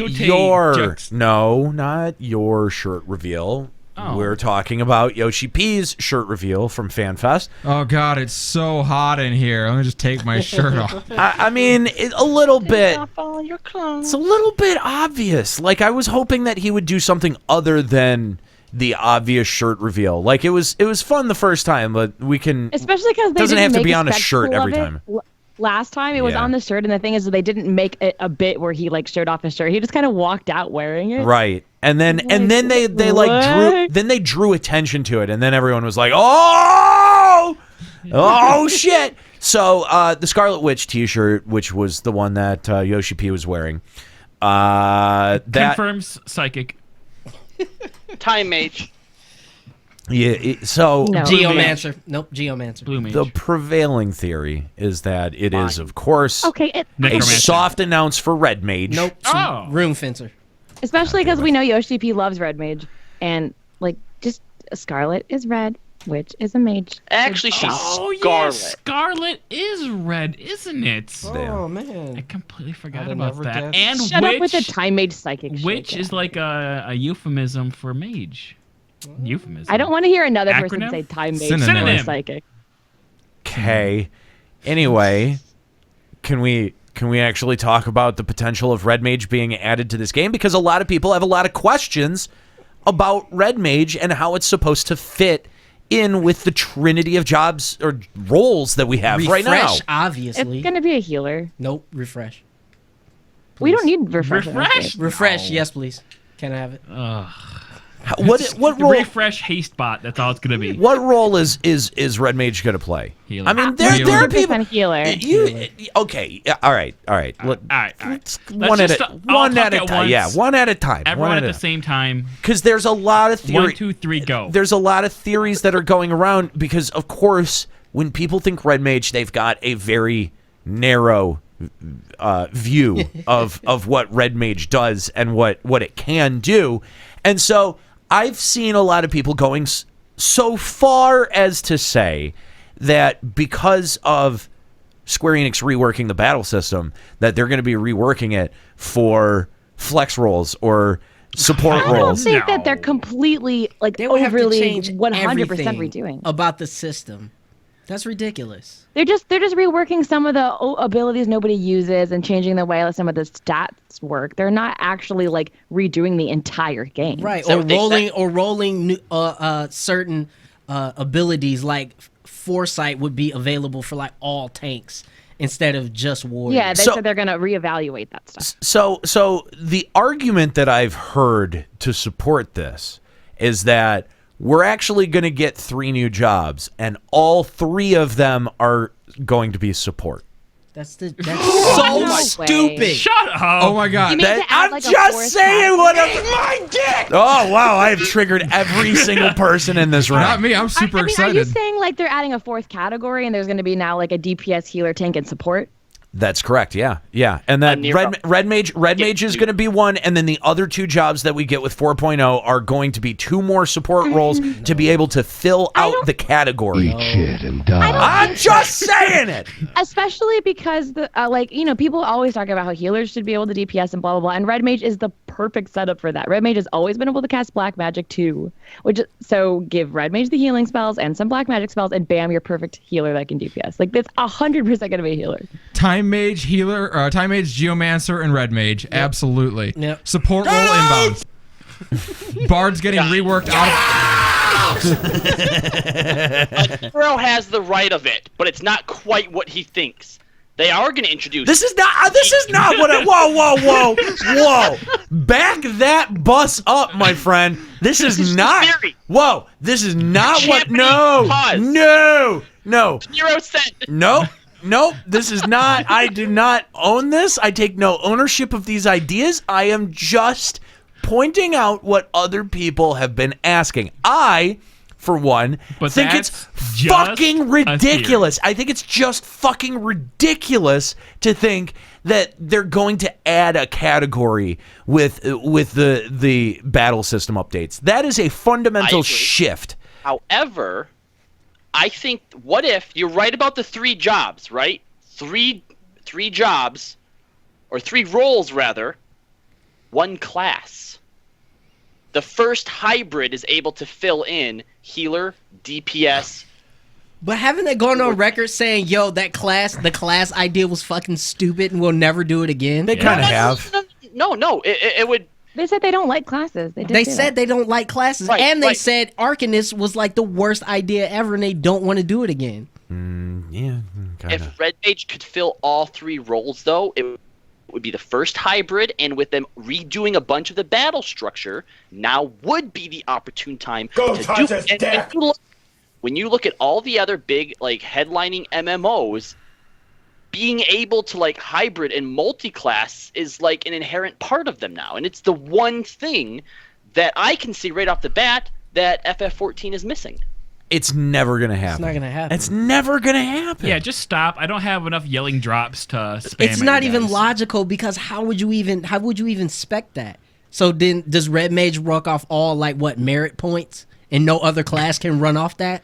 How does old content fit into that? Like anything that you add, any jobs that you add, it has to still work and not just fucking destroy old content. Like if you're going to add support roles, that means that party composition has got to go up to I don't think the support rules. I think that's bullshit. Yeah, that's dumb. I mean, that's insane. Like the amount that the game would have to change to support that is that's an unrealistic expectation. Can we just come back to reality now? Yes, let's come back. Okay, let's just quickly go around the room and say what we think it's going to be. Prince, go ahead and start. Red Mage Samurai. No, I mean it's what Red Mage is going to be. Like what role it's going to fill. We all know we're not getting Samurai. Oh. Fuck out of here. Anyway, I actually think it's going to be a magical DPS. DPS? Magical DPS? Close range magic based DPS. Okay. All right. That was my original theory too. Okay. Mika, we are going around the room. Hold your turn. A Nero. Yeah, I could see magical DPS. I definitely can't see tank. And I think that there's just there's a functional problem with making it a healer, which because Really?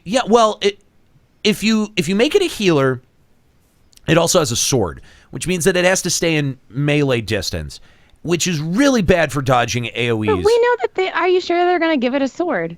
I mean, in 11 as a red mage, how often did I actually use a sword? Not often. What else? So Okay, all right.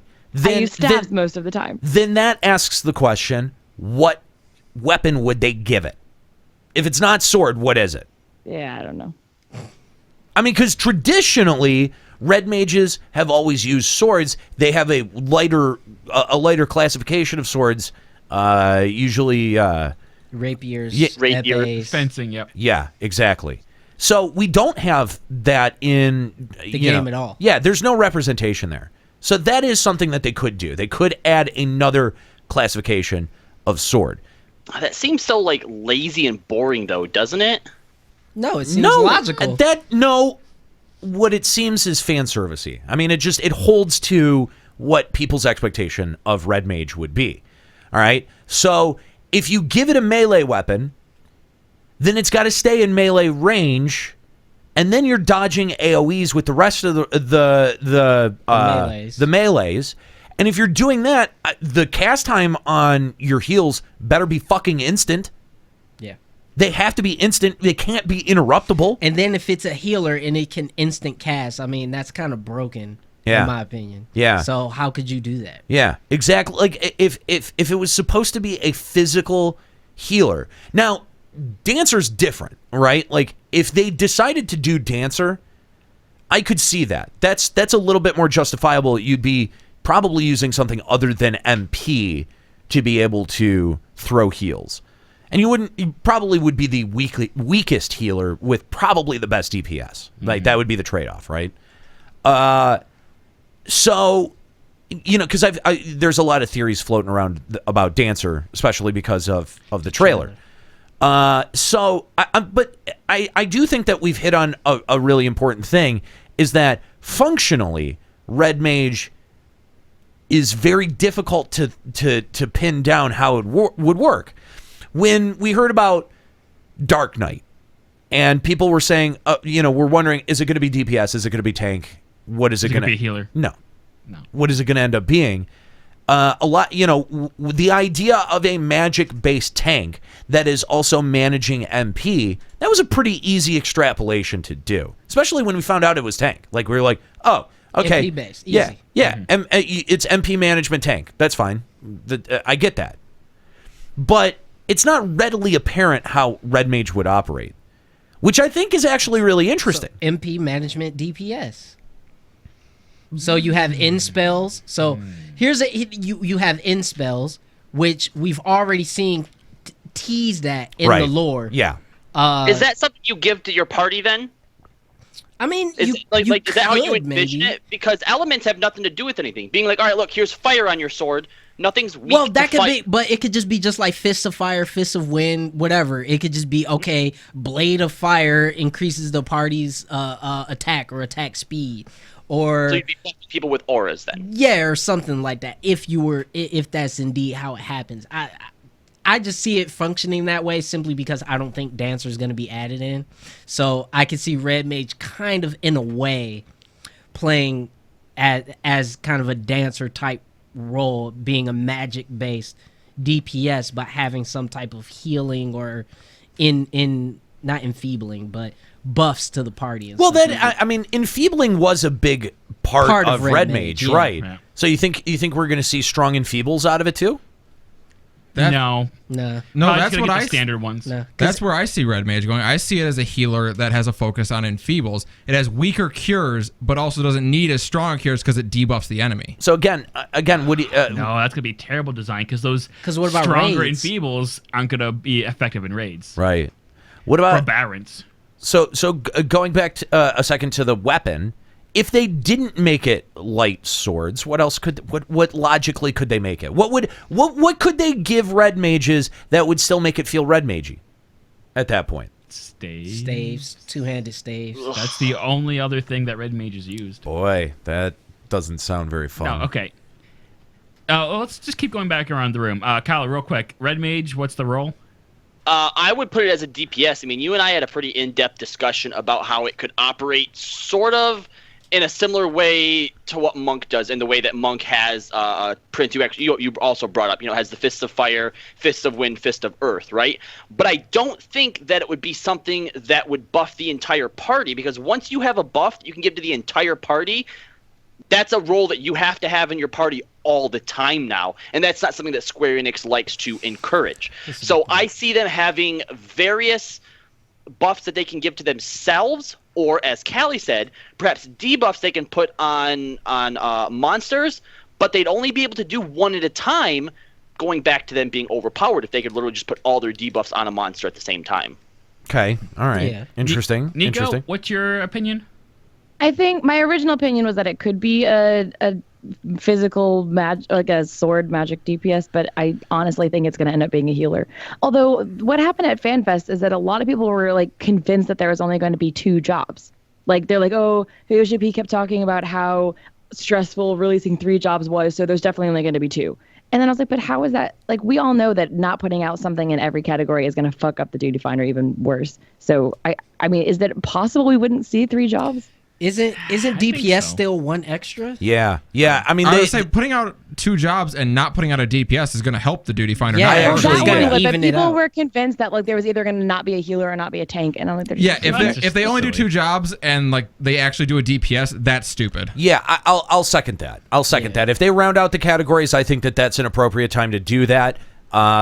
So if it Nika thinking that it's well, not sure. I think it'll end anymore. up being a heal. I think it'll end up being a healer. Yeah. In the long run, I definitely do. Okay. All right, so Callie, you said healer too? Healer. All right, so I'm also... It's like, if it's not a healer, we're going to make it one. Yeah, pretty much. Hang on. Wait. Hang on. No. Wait. Before we can't. This is special because Juxta, you have been eerily, spookily correct in your predictions. Bigly. Because I'm always right. He's been bigly correct. I don't like that. Yes, bigly correct. That's great. Yes. So I just before you bestow on us your prediction. Your prediction. My knowledge. I just wanted to acknowledge the fact that we are in the presence of Juxtadamus. Yeah. Yeah. This is very true. Do you want my... Juxta is a dumbass. So bestow on us your Okay. prediction, oh great Juxtadamus. This is what shall be. This is my foresight. Red Mage shall become the healer. Okay. They will have rapiers, Okay. and when they use rapiers, it'll be solo content when they are doing damage in solo content. They will cast through their little pokey swords, and it'll be kind of like a conduit sort of thing. But they're not actually going to, in like real fights, like in raids, they're not going to be in melee. Okay. They're just going to be at far, like a normal healer. They're going to be far away. They're going to be casting their heals. You know what that does though, right? What? That creates the I'm a red mage, I have to be a melee mentality, and it splits the red mage community into melee, non-melee again. That was a problem. We know that was a problem in 11. There's no ninja subjob, so it cannot solo DPS content. There's one special difference about 14 versus 11, and that is that tiny green icon next to your name. So, well, here's the question though. But what makes that different from a white mage, though? What do you mean? How is it different from a white mage? How is that any different? If you're basically still just filling the role of a white mage when you're doing party content, and you're based on the abilities that Square Enix decides to give you. Yeah, I think okay. So then what? The the question I'm getting at is what is the spin on red mage? If it was a healer, it would be a healer that could still specialize in enfeeble. Yeah, right. Like it's got to have its own sort of niche, right? Yes, exactly. Mm-hmm. And just having the sword, if the sword is meaningless as you claim that it's going to be, that's not its niche. What is its niche? Juxta, we must know. There is too many ways they can go with this for it to be exact. Like they said, they could have debuffs, so they could have maybe. Okay, how about this for an idea? Maybe doesn't sound sure. We need Juxta. All right. One of the gimmicks of Red Mage is that they will fill in the resistance debuff role, and that if you don't have, let's say, a Dragoon in your party, they will still be able to put that piercing debuff on the mob for the bards or machinists. Or if you don't have a warrior or ninja, they could put slashing. That's way too OP. Is it OP? Yeah. How is that OP? Because every party would then need it. You would need it. Yeah, the part of the party. No, part of the strategy in creating party composition is that you can't have every debuff on the mob. But if you have a red mage, you just have them all. No party would want to not have a red mage. Okay. If that was the case. How about Dragoon, Bard? That covers piercing and thing. We have Throw Ninja. That's slashing. That's everything you need right there. You have literally every debuff. Yeah, but not in one person. Right. Oh, in one person? Well, does access to the skill change based on your party composition? I mean, like no. It does. If you don't have a Dragoon in your party, you don't get the debuff. Can't have like, piercing that's just how debuff. it works. Yeah. Okay. This just fills the role. If Red Mage could put every single debuff on the boss, why would I have a Dragoon if that was my main concern? Yeah. Because Dragoon still does good DPS. Yeah. I mean, well, so that the Dragoon doesn't have to worry about putting it up, I guess. Well, yeah, it's part of that's part of the rotation, though. But it's part of the rotation. And I mean, you can make it a blunted version of it, or you can make it like you can't stack it. It doesn't stack with an already on the enemy debuff. Right. But then it's worthless if you have all Juxta, three. Don't you think its niche should be in healing? Well, yeah, it's also going to be able to heal, obviously. Right. Well, I think what a Nero means is if it's a healer and it doesn't settle some type of niche specifically, right? Why bring that one? You're just gonna have the same problem that we've had with astrologians this whole time. Exactly. Astrologians has some cool like damage buffs and resistance buffs. So you don't think that maybe a red mage could actually after the buff some they kind got, of, yeah. you know, like maybe not haste, that might be too OP, but something like that where you actually buff the party member individually. Oh God, are we moving into the era of haste? Are we getting haste in FF14? We've already got haste. We've already gotten haste. When do I get double attack? No, but I mean like having it. Guys, correct me if I'm wrong here. But white mages, they sort of focus on just like those big giant heals, right? Scholars have the shields. Astrologian can go back and forth between the two. Do we really have like a heal over time heavy healer right now? I mean, I know they have more than just regen. They have regen, Medica 2, and they have ground, a lot of ground heals. healing poop. Yeah, they have a lot of. So yeah, I mean, like Callow's exactly right. It has to fill some kind of specific niche that the existing healers that we have don't fill. Well, I mean, if that's the case, then you can only have so many healers. Well, I mean, a high DPS output healer is not a bad thing. I mean, that's one of the things that right now, that sort of play is actually actively discouraged. You know, like Square Enix has said, we want healers to heal. We don't want to, you know, have raid groups have to rely on white mage DPS for progression and things like that. So with it being actively discouraged from a development standpoint, you know, if that's the role, if that's the direction that Square Enix decides to take, like, are they reacting to the community, or, you know, like what would be the purpose of having just a straight high DPS output healer, other than just adding to your overall DPS? I mean, like, I would, that to me, you would think like you would use it in instances where you don't need as many heals. So it would probably not be as good for things like raiding environments, or maybe it might be a better second healer, support healer. Raiding environments right now, for like majority of the fights, just have the white mage cure bombing the whole raid and the tanks, and then the scholar is doing as much damage as they can, right, and then popping in when they need it. Okay, that's what I meant by the support heals. Right, and it's not like debuffing in raid environments isn't a major thing. Viruna for tank buster, or viruses for tank buster, is very important. Well, and that's why I said if it was a healer, that's the only thing to me that would make sense. Is that if it had a strong debuff or enfeebling element to it. Yes. Because right now, I mean, if you're in raids or even if you're in just normal mode content, I mean, most debuffs for a lot of things, you know, stun doesn't fucking work on. They could also have like for the healing gimmick, Yeah. they could have the red mage's gimmick be like smart heals, where let's say it just puts like a status on you to where if you get hit, it heals you instantly for some certain amount, and then that bounces to another person, and then when they get hit, it bounces again and just pops back and forth whenever you get hit. I mean, there's all kinds of things they can do for gimmick healing, so that's why I'm not really concerned with that.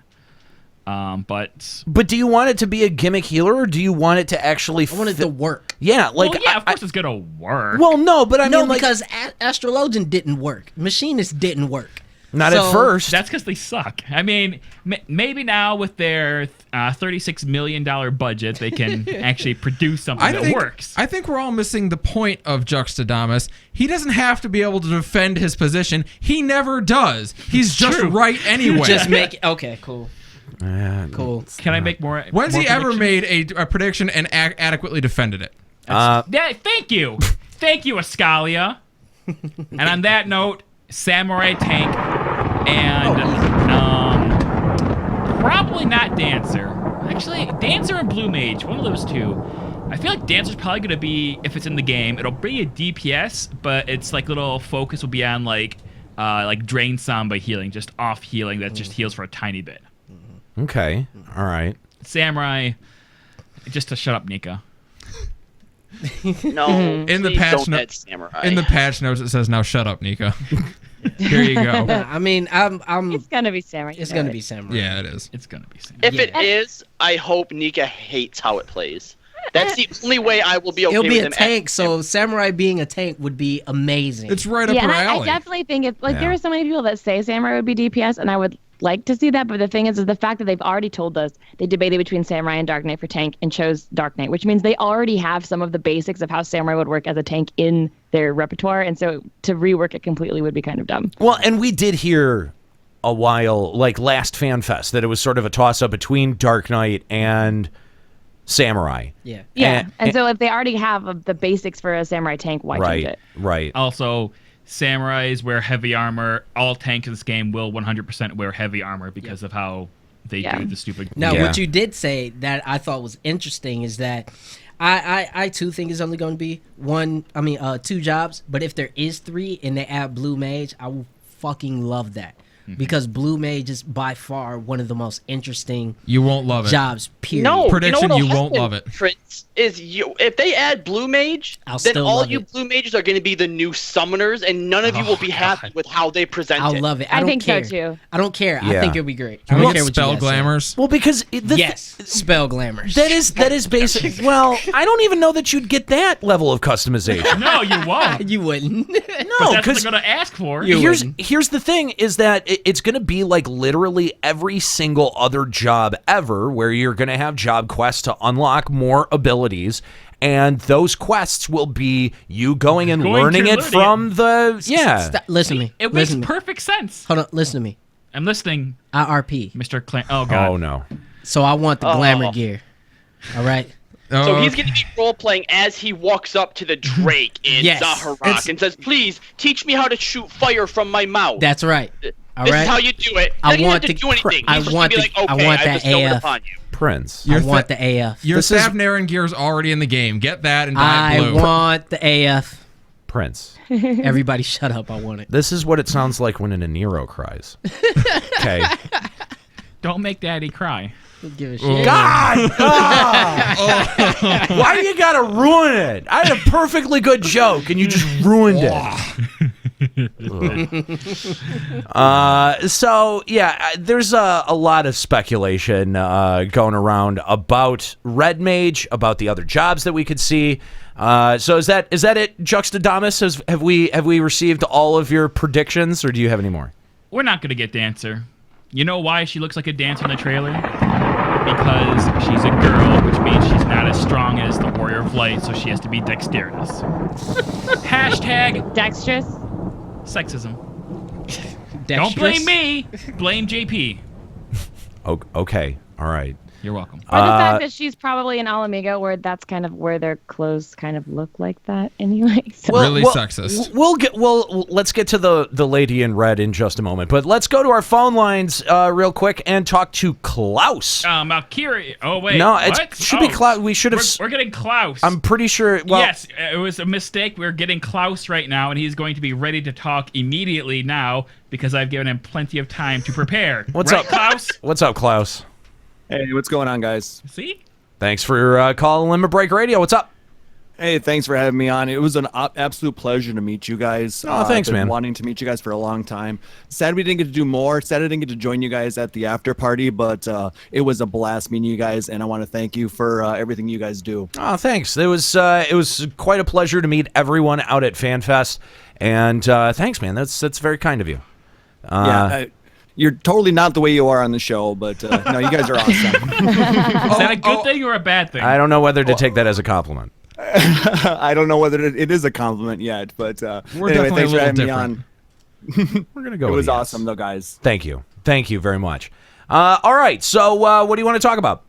Well, you guys have been having a lot of discussion about Red Mage, and that's kind of my jam. I am when he showed the Scarlet Witch T-shirt, I was like, oh my God, Red Mage is finally coming, and it's like, yes. So we've been talking about, what is Red Mage going to be, and I've heard people, like you said, Juxta thinks it's going to be a freaking healer. No way. I don't think it's going to be a healer. Yes, it is. Come on. Mark my words. Get over yourself. It's not a healer. But there's different types of Red Mage throughout the Final Fantasy series. They all heal. I'm really seeing more along the lines of the Rune Fencer, personally, because it's going to probably be a melee DPS. It's going to use the enhanced spells on its sword. Now, hear me out. We don't really have a good use of the elemental resistances and elemental buffs within 14 right now. Yeah. But what we could use would be something along the lines of, if you have Fire, it's going to enhance the strength of your attacks. If you have and the end spells Blizzard, exist already in the game too. In the Wanderer's Palace Heart, I think. Yeah, but Any like I said, beast tribe anywhere, they all use Yeah. end fire. Oh, or they whatever do? that meant. Yep. But like I What said, it classes really are those doesn't. jobs supposed to be? No, they have it regardless of what their job is. Like if they're a monk or a ranger Oh, they or still anything. have it. Oh, yeah. okay. Yeah, a lot of those they're just, it's part of their beast tribe. But I think that it's going to give out enhancements and enfeeblements. So like, let's say in Blizzard, it's going to maybe give like a chance to slow the target, and Thunder could have a chance of paralyze, something along those lines. So you're going to have those debuffs built in within the spells themselves. What are the chances that we start seeing new debuffs, considering that we're getting, we're getting a bit of a battle system revision plus the possibility of adding Red Mage? Do they get some unique debuffs that other jobs don't have access to? Paralyze. Oh, I would love to see that happen. See Yoshi P and the dev team think outside the box from what we've seen in other games. Give us something that we haven't seen yet that's new to 14, and make it, just make this version of Red Mage something just absolutely special instead of the refresh whore that it was in 11. It should have reverse, where it reverses all the moves of the mob, so the party has to turn everyone around, and it has to flip every mechanic of every raid that you do. That just sounds like it makes it way too hard. Of course it does. Of course it does. That'd be like super savage mode right there. Yeah, Exactly. there you go. Exactly. But so no, go on. I was gonna say, it's really going to be one of those things where, we can't look at Red Mage like 11 was, because it got shoehorned into, they had the support abilities built in within the party systems where you had to support all of your different players within that. And they don't have that in this game. It's going to remain the Trinity. We're going to have healer, DPS, tank. So I really think it's going to be fitting in as a DPS role, and it's going to be a buffer debuffer kind of thing in that aspect. All right, well, cool, man. Thanks for the call. We appreciate it here on Limit Break Radio, and getting your take on what you think Red Mage is going to be. I mean, a lot of really interesting theories, and I think that's kind of my favorite part, is that the fact that we're getting Red Mage and they didn't tell us how it's going to operate or what role it's going to be in. It's going to keep us guessing for a little bit, and it just keeps. I don't want to guess. Yeah, but these theories are fun. I want to know. These theories are fun. You got to admit that the theories are really fun. So thanks, guys, for sharing some of your ideas. If you want to call Limit Break Radio on Skype, 810-515-8715, limitbreakradio.com/Discord. Thanks, Klaus, for that email. I want to talk, what? Real quick. What? With mention to the end spells from Beast Tribes. Yes. That sounds an awful lot like something a blue mage would utilize, is the elemental or the end spells from Beast Tribe. Yes, we're going to get Red Mage and Blue Mage, and they're both going to be DPS, and I'm going to kill myself. You know, at that point, let's just make Samurai a DPS too. Why not? Fuck Why it. not? 3 new DPS. Now Burn we it got to the 9 ground. of them. There you go. And Q times are through the roof. There you go. Let's talk about the Lady in Red, because there was a lot of theorizing that was going on at FanFest about the blonde that opens up the trailer with the big knockers. That's right. Huge knockers. And it was interesting to hear a lot of the early predictions that people had. A lot of people pointing to Ida as the possible identity of this individual.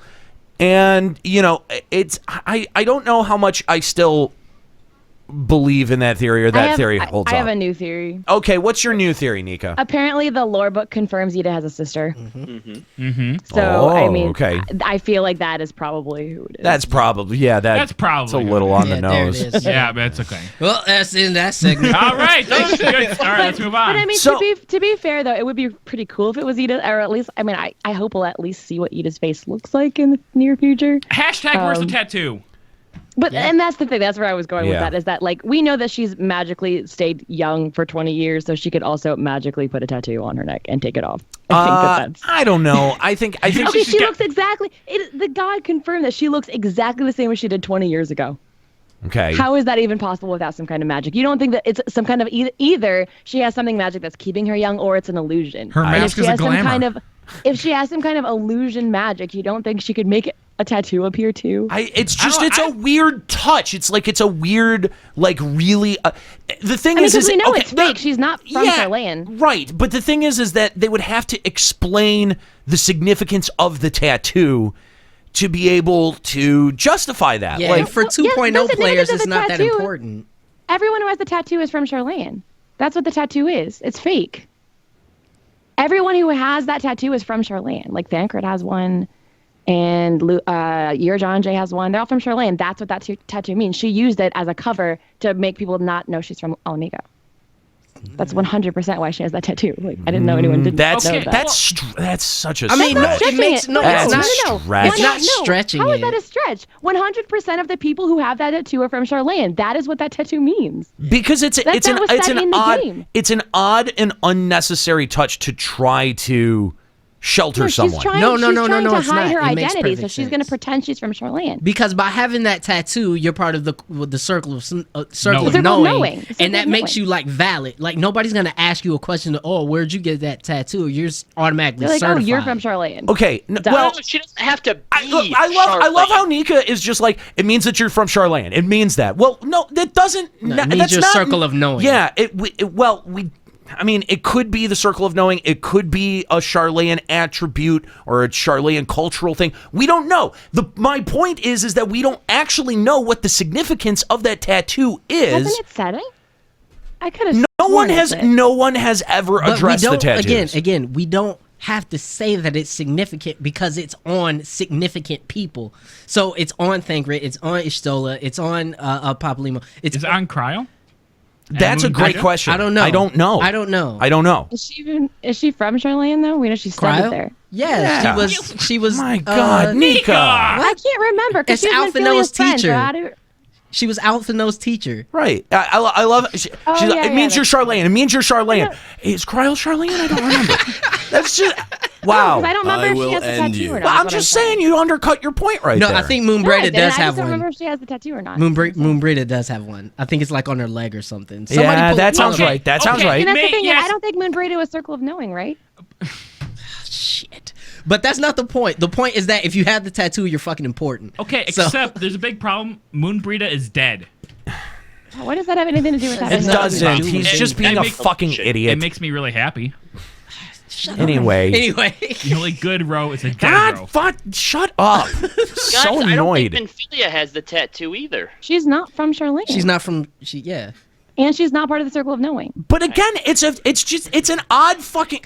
Oh my God. It's an odd fucking detail to add to a character and never explain it and then take it away and never address but it. I think In some way, you have to. In the narrative, you have to. But you could take two sentences. I added this tattoo because Yeah, only to try to protect you. Fine. That's fine. That's as much of an explanation as I need to accept. Exactly. But they need to. If that is Yida, she will easily say, because once she eventually admits, because the only reason we know she's from Alamigo is because of that guy that recognized her. She still has not specifically said to anyone in our crew where she's from. So I think when it finally gets to that point where she's like, yeah, this is me, I hid my identity, we'll get all of that explanation. So then they have to go.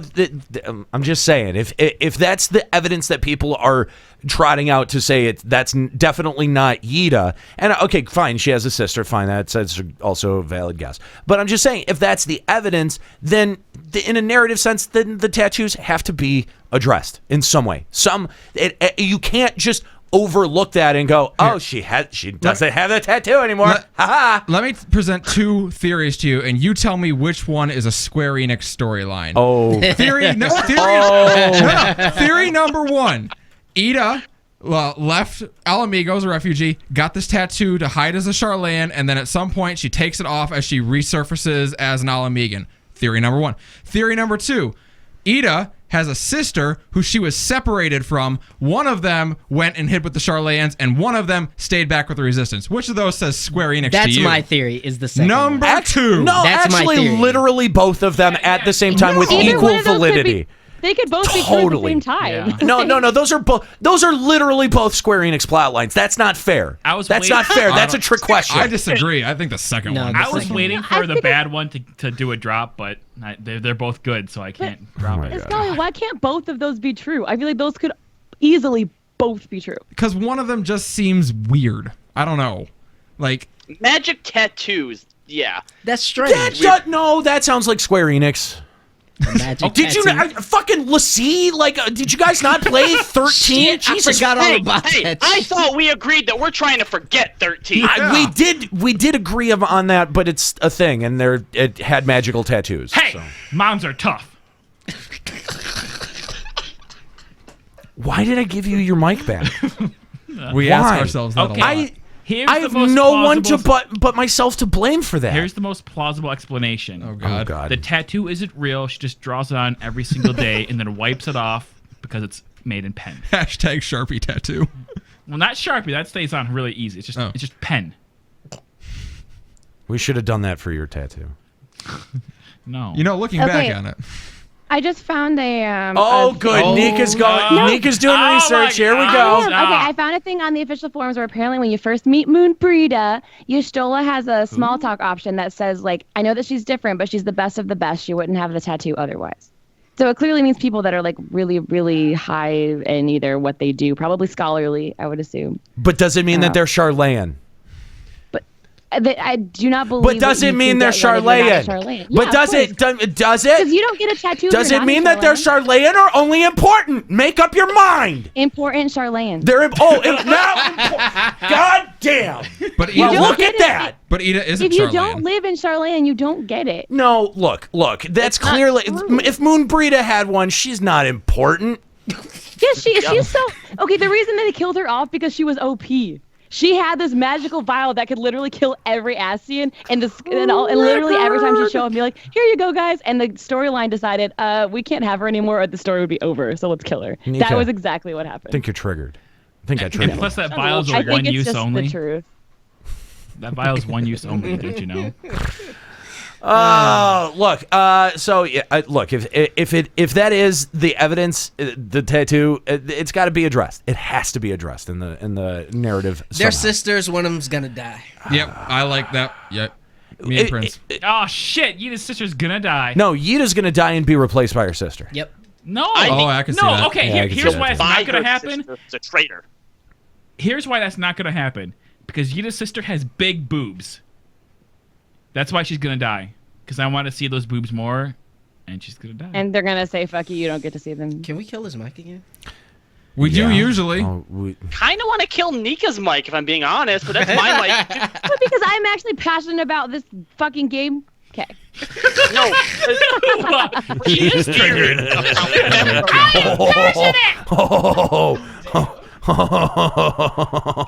We got under her skin. Look at that. That's satisfying. I would like to point out that there's no proof that Thancred is Charlayan either. God. All that's known about him is that he used to be a street urchin in Limsa Lominsa till Louis Soir recruited him. But he has the tattoo. Is he also hiding an identity, Nika? No, he clearly went there and became a high scholar or whatever he did there to get the tattoo. Ida can't go there and become a scholar. No, wait. Well, This she just is- did it. No, But the thing is no. that Ida's not very smart. Okay, No. Surin also It's did never research been. for us. I have No, more no, from guys. I have a quote Guys. from Ethic's video. Guys. Okay. It's never, Ethic's- guys. It's never been confirmed that Thancred's a scholar either. Okay. No, but he's He obviously said good at it many times that he's the muscle. Many times. All right. So let's just throw that out and move on. I think it's more of a face. I agree with you, Prince. I think that if you were a part of like the Science little group, they all knew Louis Soir, right? They were part of this little circle of knowing. I think that's why they got the tattoo. Right. You got to hang out with Louis Soir. That's what it is. You know what I think? No, you know what that is? It is clearly, obviously, It's you guys. gang, it's gang insignias. Yeah, no, totally, right? No, but you guys have overlooked the obvious. Is that was your Great Google Library card? Duh. That's how you got into the Great Google Library. You had to have the tattoo. Exactly. You had the tattoo on you somewhere. That's right. And you could go to the Google. That's right. When Moon Brita would come in to check out books, she would go, "Scan my thigh." Okay, no, I do have a quote from Ethic's video where he speculates that Yida is a refugee seeking asylum in a circle of knowing, and her lack of intelligence hits that she's not a scholar. She's just there hiding. Yeah, like of that was course. Ethic's actual thing. So people are like, "Cute Ethis." That's what he said in his video. Yeah. Juxta, can you actually try and call Ethis? No, do not wake Ethis up. Australian. Come It's on. like- Wait, isn't That's it so like unfair. He 2 told us a.m.? at Fanfest. He That's- said, if you guys call me on Skype and I see it, I'll answer. That's No, what he told just me stop. at Fanfest. It's No, like 5 a.m. over there. stop. Leave Ethis alone. God, yeah, seriously. Good Lord. He said he really wants to do a lore book episode, so when we all We get our should. lore We book, absolutely. Can I yeah. need to sit in on that. We're definitely not gonna be. allowed. We're definitely going to be doing that. All right, let's go back to our phone lines. And if you want to call Limit Break Radio on Skype, 810-515-8715, limitbreakradio.com/Discord. Still got a couple of people hanging on the line. Let's talk to Melky. What's up, Melky? Hi, guys. Hi. Hello. Welcome to Limit Break Radio. Thank you for having me. No problem. Okay, so a couple of things. I really want to answer. Oh, honey. I'm sorry. Prepare for disappointment. Bless your heart. Yeah. Yeah, it's too bad.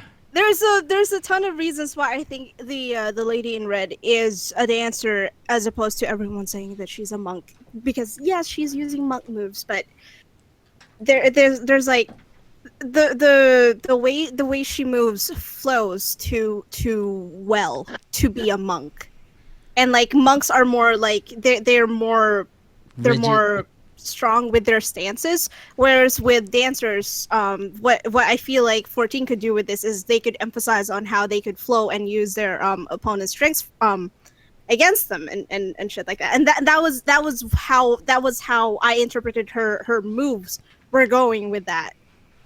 And yeah, theory 2 is that Essie's behind the times with sexism, and they say, ooh, girly monk. Right. I'm sorry. Well, to be... I mean, I've been watching Dancer for like a long while now, since the fucking Thavnarian, the fucking Thavnarian set has came out, and I'm like, oh well, if Melky's wanted Dancer for that long, guys. Have you seen the animations though? When you change between Fists of Wind, Earth, and Fire, they're very flowy and dancing, especially Wind. They do, but the thing is, with Dancer, it's more they how do I explain this? The hand movement flows a bit more as opposed to like just changing form. So I think you're reaching. I think you're reaching. I think especially because all of it looks like kung fu. Like it is. It looks like actual. It is kung fu. It is kung fu.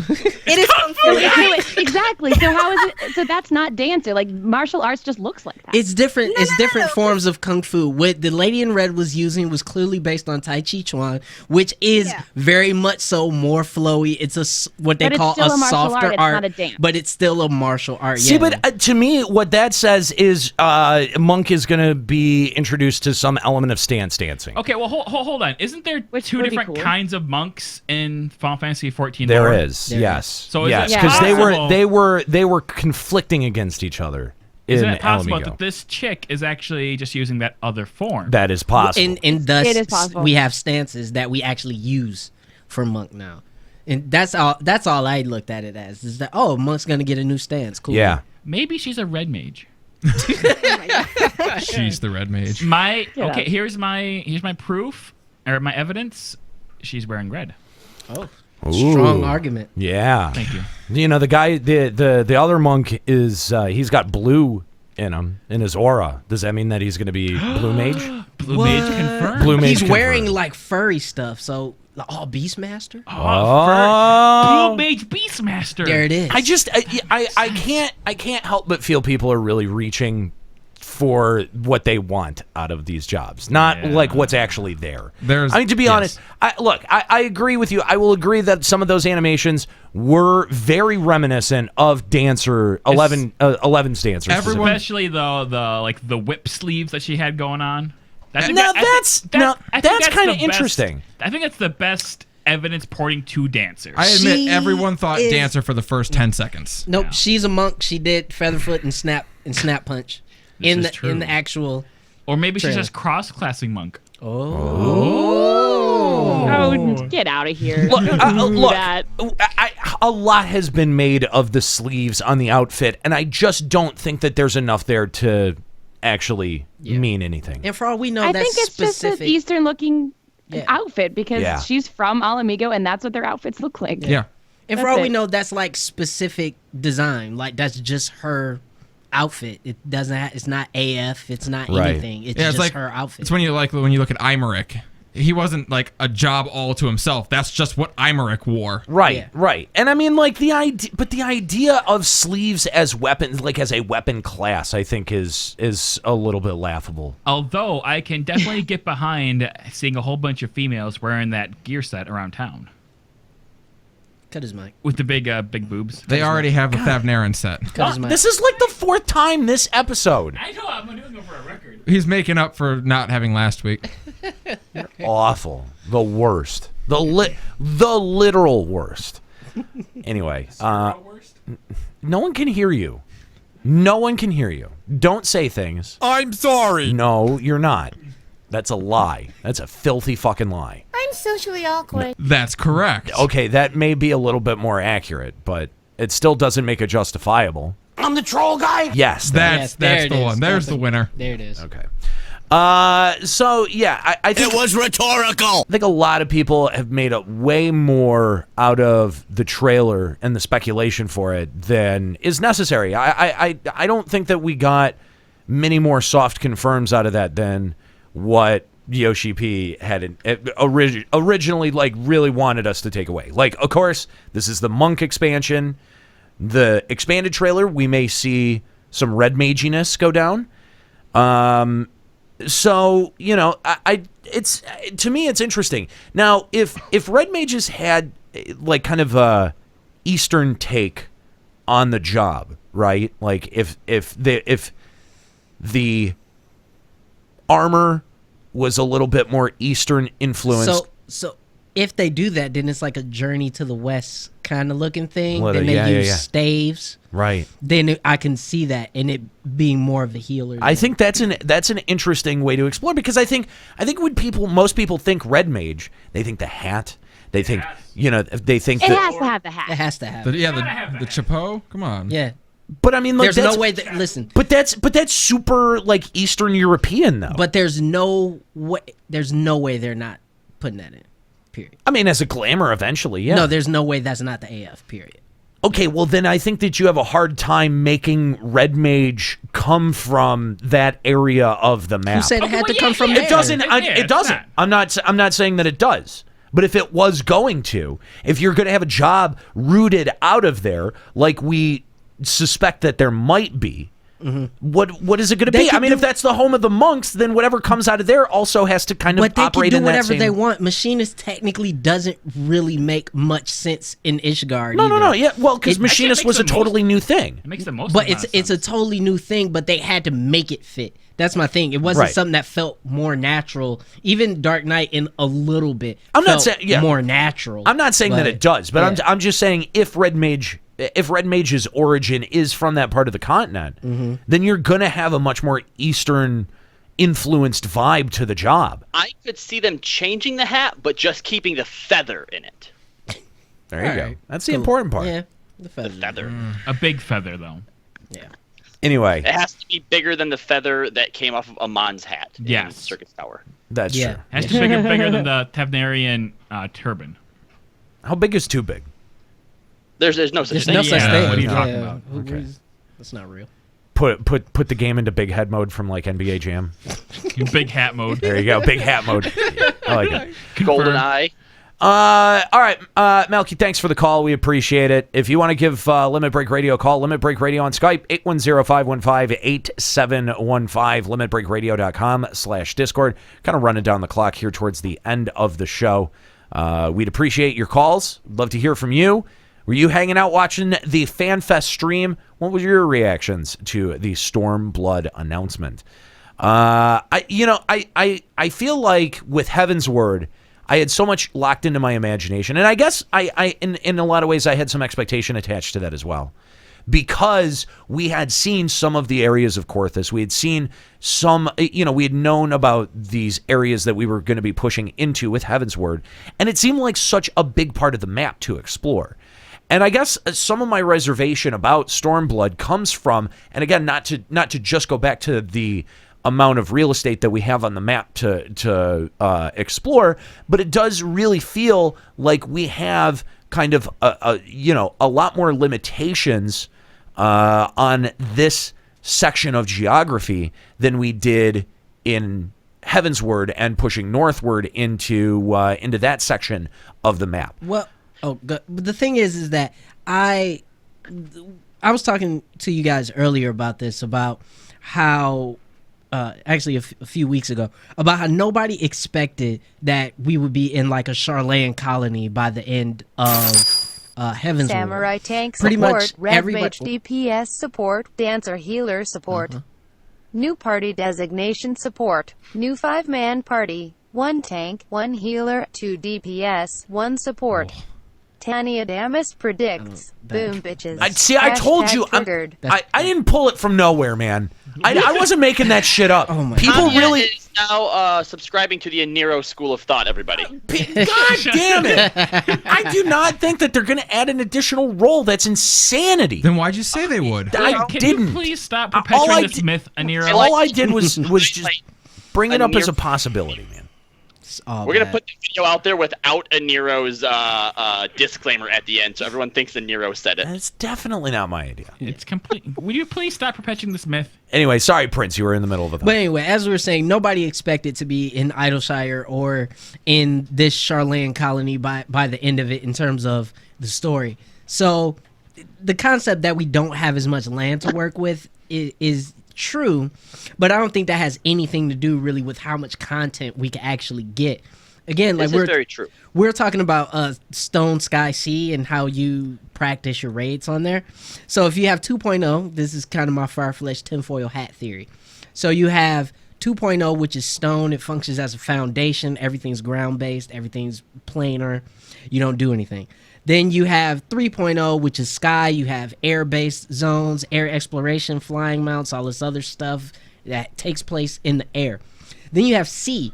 So now you have 4.0, which is in the sea. You have sea-based exploration. You have sea mounts. You can have some islands going on. And then we're talking about the Isle and how you have random jobs and stuff. Who's to say they can't implement that again with something like that? So I mean, the land has nothing to do with it. We could get the same amount of content if they just add some sea-based exploration stuff. That'd be sweet.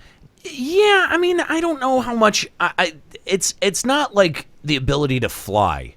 You know, like I don't think that they're going to be adding something like swimming, so that you don't have like the Z access to play with, right? No. It's difficult. But a theme, like a thematically.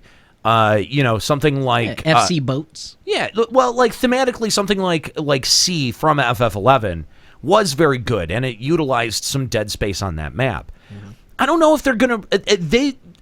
Square Enix does not seem to be repeating themes from FF11 terribly often, and I don't know how much hoping for that is totally reasonable because.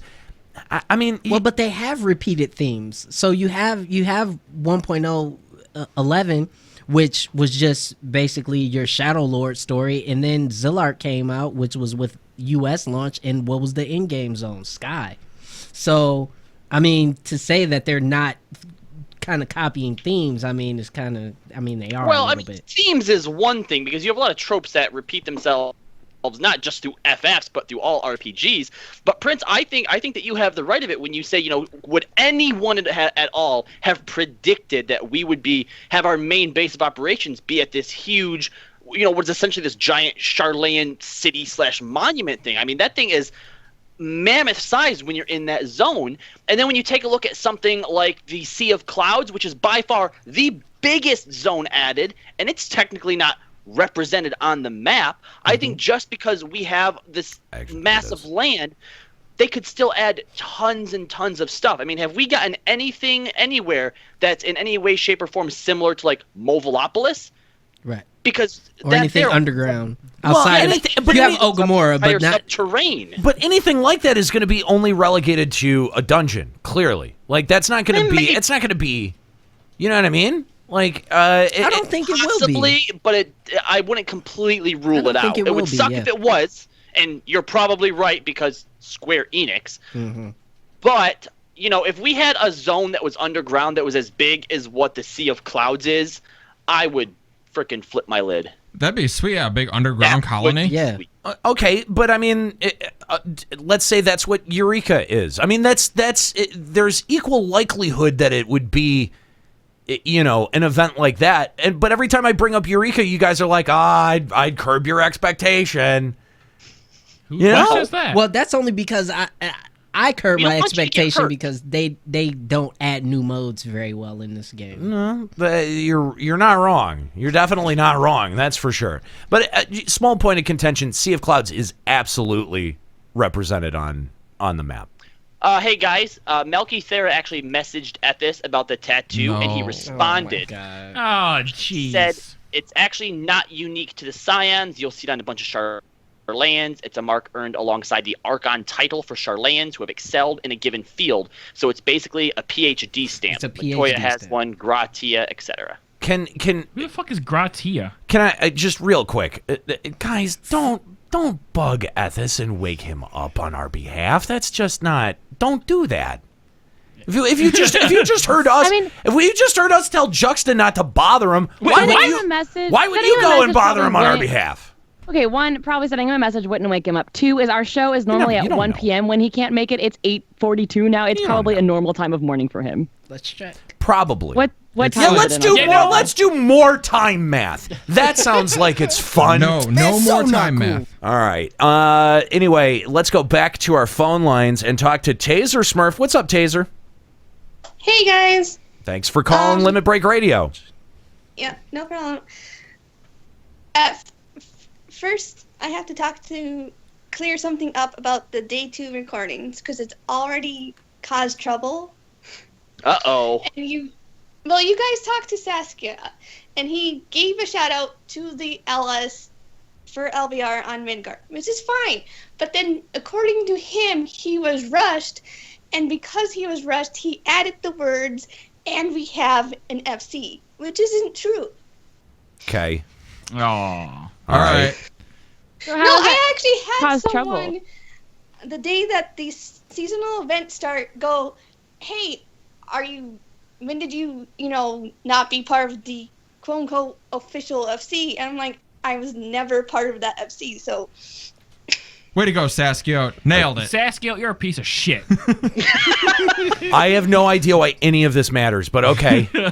Well, now she's being bugged by people, and they're asking her and they're accusing her of things that when something doesn't even exist. There's no LBR FC anywhere except for Sargatanis. Come to Sargatanis and be honest. So she is clearing this up so that people will stop messaging her about this. Okay. Stop shaming me! It seems like a pretty easy conversation to have, but okay. All right. But I wanted to talk to you about the Yida lady in red. Okay. I know how you complain about the tattoo not being pure. You can't see it, Yeah. but she has a very bulky necklace. No. It's like a cheekbone. It's a choker, not a. Yeah, if there was a tattoo on that character model, it is not one of those things that is just like cleverly framed out of the shot. We definitely would have. No. Didn't you see Game of Thrones? Because look at all the long hair styles that somehow they get up into very, very tight fitting hats. No way. No. Shenanigans. I don't buy it. If there was a tattoo on that character model, someone would have found at least a little bit of it. And I mean there are definitely shots that show her. And the part where the tattoo should be is totally exposed. Yeah, I'm looking at them two side by side right now, and at There least you like go. part of the tattoo would definitely be covered, but the flat part on the top and the little hook that goes up would be above the choke for sure. Yeah. So And the only other theory that I like is that it's the actual real Yida, and that the one that we know is actually the sister. And they did like a Padme bullshit thing. They swapped them on us. Padme bullshit. That's an interesting theory. I like that idea. The Yida ends up being the fake Yida. It's not far-fetched. I can believe that. Wait a minute. Hang on. What? Yeah. Hang on. What purpose does doing a Prince and the Pauper switcheroo? She's clearly Alamegan royalty. Yeah, but if they're sisters, they're both Alamegan royalty. No, sir. You have lines of succession. Oh, laws, sir. God. Okay, all right, fine. But maybe, we already maybe. know that the monk NPC is the prince. So what would Yida's royalty status matter? She's supposed to be betrothed to him. Okay. Hang on. I don't know. I don't think that one flies. I'm not sure we know about that. she's hiding her eyes to hide so that people wouldn't recognize her. So I mean, maybe she's someone super important. And even if line of succession is important, blood relation is even more important. You'd want to hide both of them equally, right? But the thing is that maybe she got away and the sister didn't, and she's been trapped in the Empire. Or maybe she's just like, fuck all that, and I'm part of the resistance. She's not trapped in the Empire. She's hanging out at Ralgar's Reach, apparently. But again, we don't know what hang the on. context of that. But what does that revelation do for us, the character, right? Like when it was revealed that that Minfilia was like a little girl that we had helped in 1.0, right? Like that was a good revelation. It like brought it full circle. You know, what does doing the switcheroo with Yida or sister, like what actual, what payoff? Yeah, thank you. What payoff is there behind that reveal? Because Majoga just said, according to the lore book, Theodred is the only surviving royalty, unless people are assuming that Yida is dead. That's possible. That is possible. But if her sister is alive, well, there are also surviving royalty. There's also the two factions too. You don't know, if he's the only surviving royalty, there was the usurping faction, and the ones that were like pushed out aren't considered royalty anymore because that's possible. They were like the succession was interrupted for sure. Or this could just be the trailer. And none of this could mean anything. Just like in Heavensward, there's 50 dragoons, and the Sea of Clouds is directly above Ishgard. They're lancers. Those are lancers. Yeah, those are lancers, man. Come on. Oh, I forgot. There's only like 8. There's only 8 dragoons. My bad. Yeah, that's a really fair point, though. How much of that Heavensward trailer means anything? Yeah, none of it. Yeah. You mean Stormblood? No. How much of the Heavensward trailer actually meant something to the Heavensward story? Nothing. Nothing. Yeah. So why are we digging into Stormblood's trailer for lore? Because you're not gonna find it. There's nothing there. This is the only thing we have, Ascali. Do you want us to not do a show? God damn, you got anything better to do? Well, I did wait till hour 3 to mention it. Is there something that you wanted to talk about or something? You piece of shit. To be fair, Scalia didn't bring it up. It was me. You know what? Don't worry. They'll blame me anyway. It's Ascalia's fault. Fit in here perfectly, dude. Yeah, that's the joke. Don't ruin the joke. Stop it, Clarence. Come on. God damn it. Yeah. Asshole. You're making Daddy yell. We're just going to skip over FFFL today. How about that? How does that make you feel? Ooh. Yeah. Okay. Vote for that. That's your penis. What? Are you really trying to find logic in the drops? Because I really wouldn't. Yeah, don't do that. You'll lose your mind. Especially the penis ones. He really likes the penis ones. I'm just going to be honest. Just take off the ones. Anyway, Taser, thanks for the call. We appreciate it. If you'd like to call Limit Break Radio on Skype, 810-515-8715, limitbreakradio.com/Discord. Let's hear your tinfoil hat theories about who the lady in red is. Maybe she's resurrected Minfilia. That's my guess. That's my I know I was gonna throw her out there. We're going tinfoil hat. She's got like someone's reincarnation or some bullshit. God. Yeah. Minfilia 2. Minfilia 2.0. It's actually Femme Derplander. She's the alternate version that, since she went to that other world to fix things, that now she is this world's version of her. We traded Minfilia with the dubious disc. We've got to get her back. We've got to get her traded back, and we'll get Minfilia Z. Yeah, there we go. Jesus Christ. No, we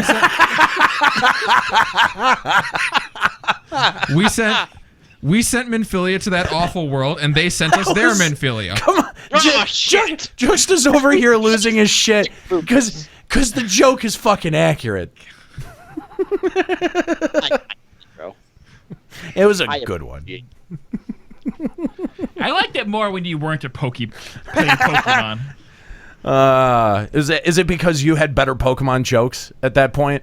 No. I just like the fact that you didn't make them. He's never had better jokes ever.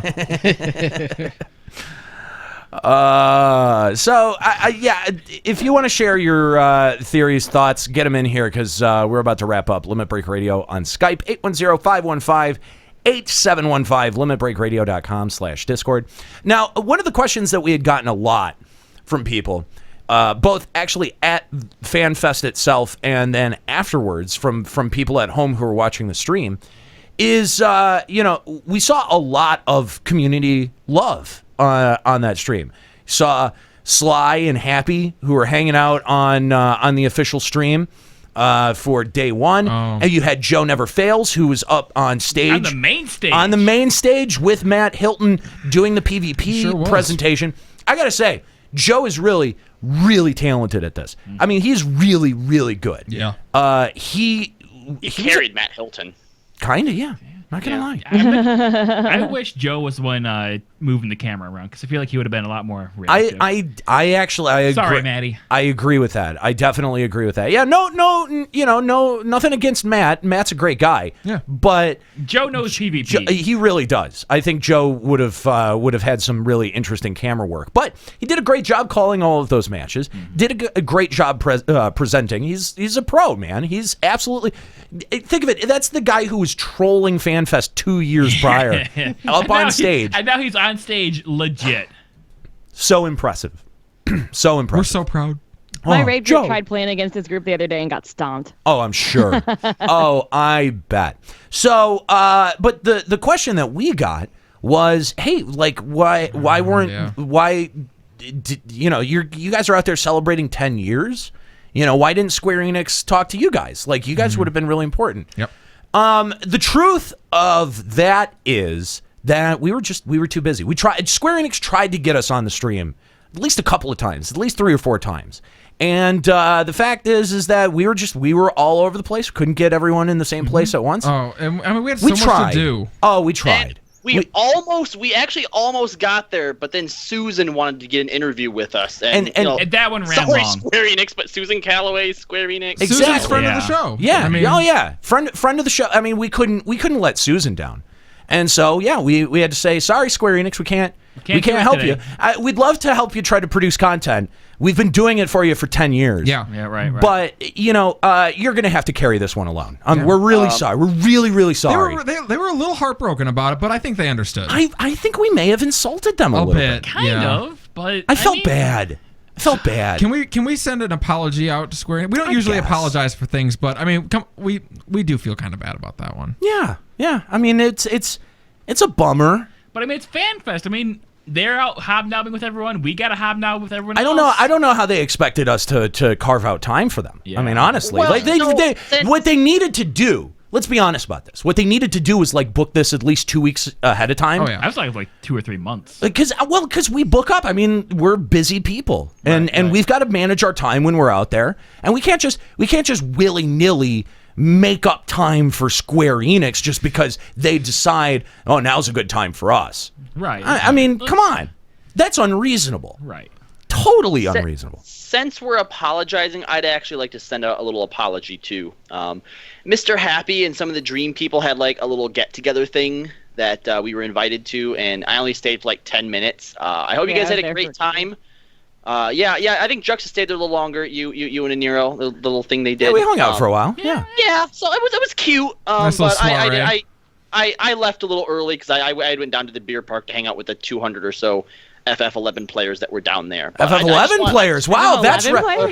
Well, there were some 11 players, but they were mostly 14 players. But there were two. What you're saying is that there were 200 FF11 players in the sea of 500 FF14 players. That's what you meant, there right? You go. Yeah. So there's a little impromptu party down there, and I just wanted to give a thank you to Mr. Happy and just apologize for not sticking around. Well, and also thank you to the beer park folks because they threw a pretty awesome impromptu party. The way that part. Thank you to Sproutling, Tony, Michelle, and Don because they were the ones who thought, hey, let's try and get people together tonight, and then they coordinated with Kooky to get the word out, and next thing you know, 200 people. At the way that 200 FF11 players. The way that party came together is amazing because they were going around, they had people who were going around and they would say, "Hey, what server are you on?" And no matter what server you said, they're like, "Oh, there's a private meetup for your server at the beer park." It's pretty tonight. smart. Oh, it was brilliant. That was really That's clever, funny. Yeah.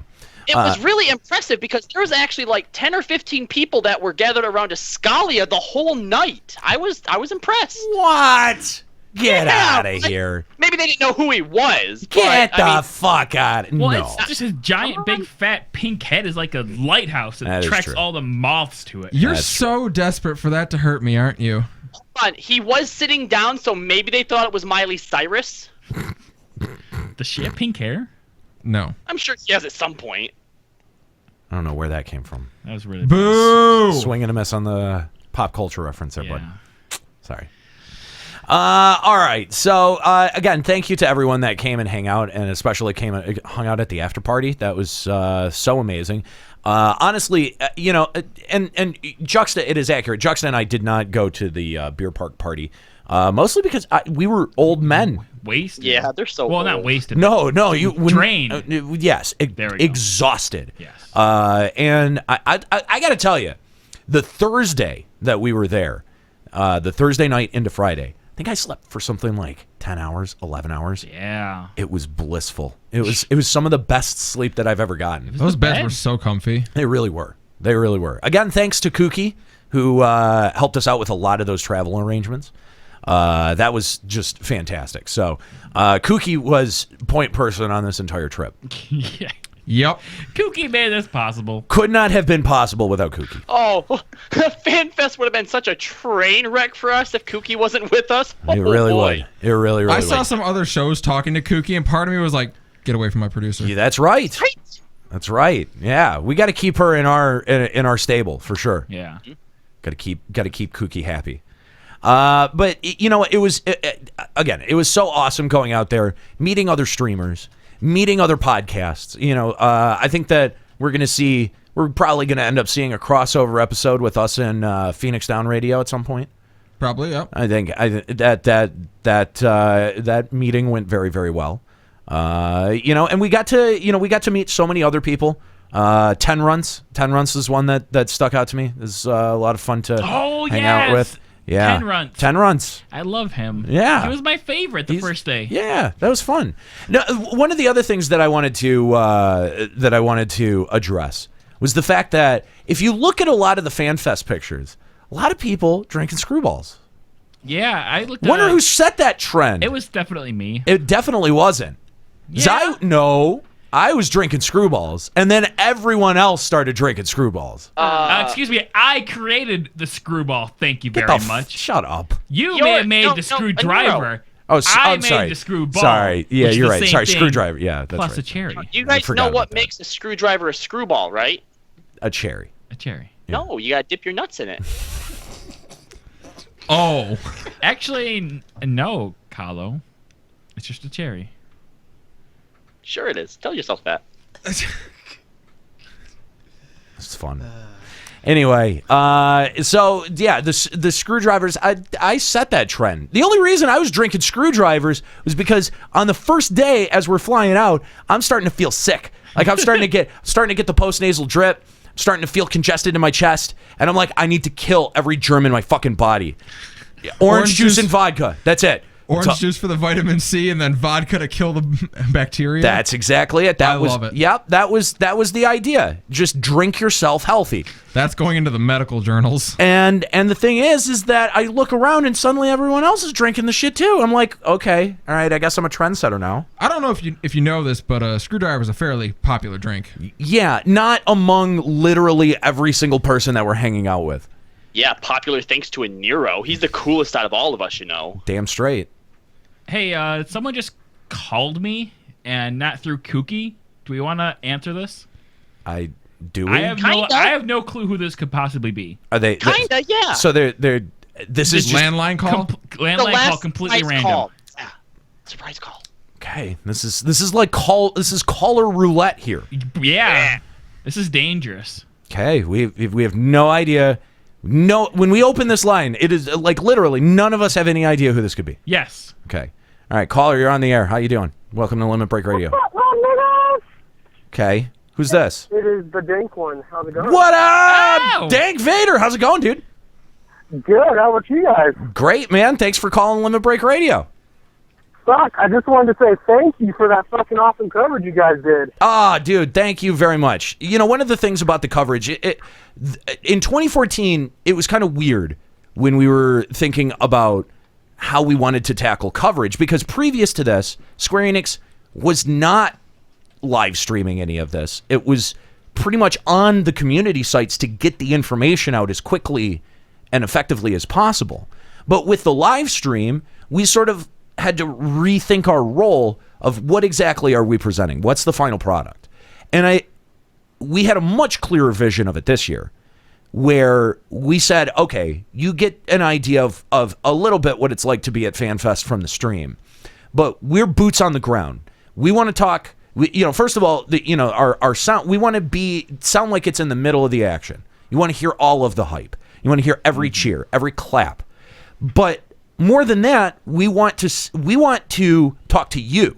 I mean, so much of this show is interacting with you, opening up the phone lines, letting you guys call in, letting you guys voice your opinion and share your view on the show. But, when we go out to FanFest, I think that our presentation out there should be a reflection of what we do so well all the time here on the show.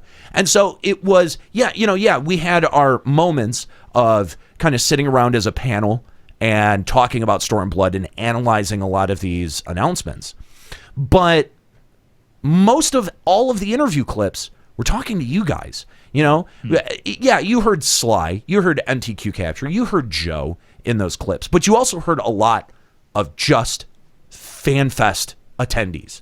And that's really important to us. Doesn't matter if you know who Limit Break Radio is, but the fact that you sit around, that you take a couple of minutes and let us know how you're feeling at the event. Yeah. That's awesome. And I really appreciate anyone who took the time to say hi. And Dank, I'm very appreciative of your comment that we did well, that you're enjoying the presentation. That's important to us because, again, Square Enix is doing such a good job providing the live coverage of this that it forces us into a new role. And hopefully that is pretty clear as you listen to the products. But the difference between Square Enix and you guys doing it is Square Enix is still fucking boring. And I want to give you guys that props because that shit sounded so professionally done. Oh, thanks, man. And fucking, it was ridiculous good, bro. So the music and the way you went on with the editing and how it just flowed. There was no stopgap. It was dope. I wasn't able to go because this is my first year being a dad. So congratulations. Thank you. My kid's 7 months, so there's no taking her off to Vegas. No. It's not a great environment for children. You made an adult decision. Yeah, no, that's fair. That's fair. You did the responsible thing. Anyway, Dank, thanks for calling in. We appreciate it. Unfortunately, we've got to wrap up the show. We're a little bit over time, and we've still got the FFFL to do. But hopefully, no problem, brother. Hopefully, in 2 years at the 2018 FanFest, when it will inevitably be announced, because I'm positive that it will be. Hopefully, Dank, you'll be able to come out and party with us. And I'm planning on it. Vegas is only a 3-hour drive from my place. So. There you go. Oh, wow. There you go, man. But, all right, guys. You guys have a good one. Yeah, thanks for calling in, Dank. We appreciate it. Thank you to all of our callers today. It was great hearing from all of you guys, sharing stories, sharing some tinfoil hat theories. Before we go, we got to check in with what's going on in the FFFL.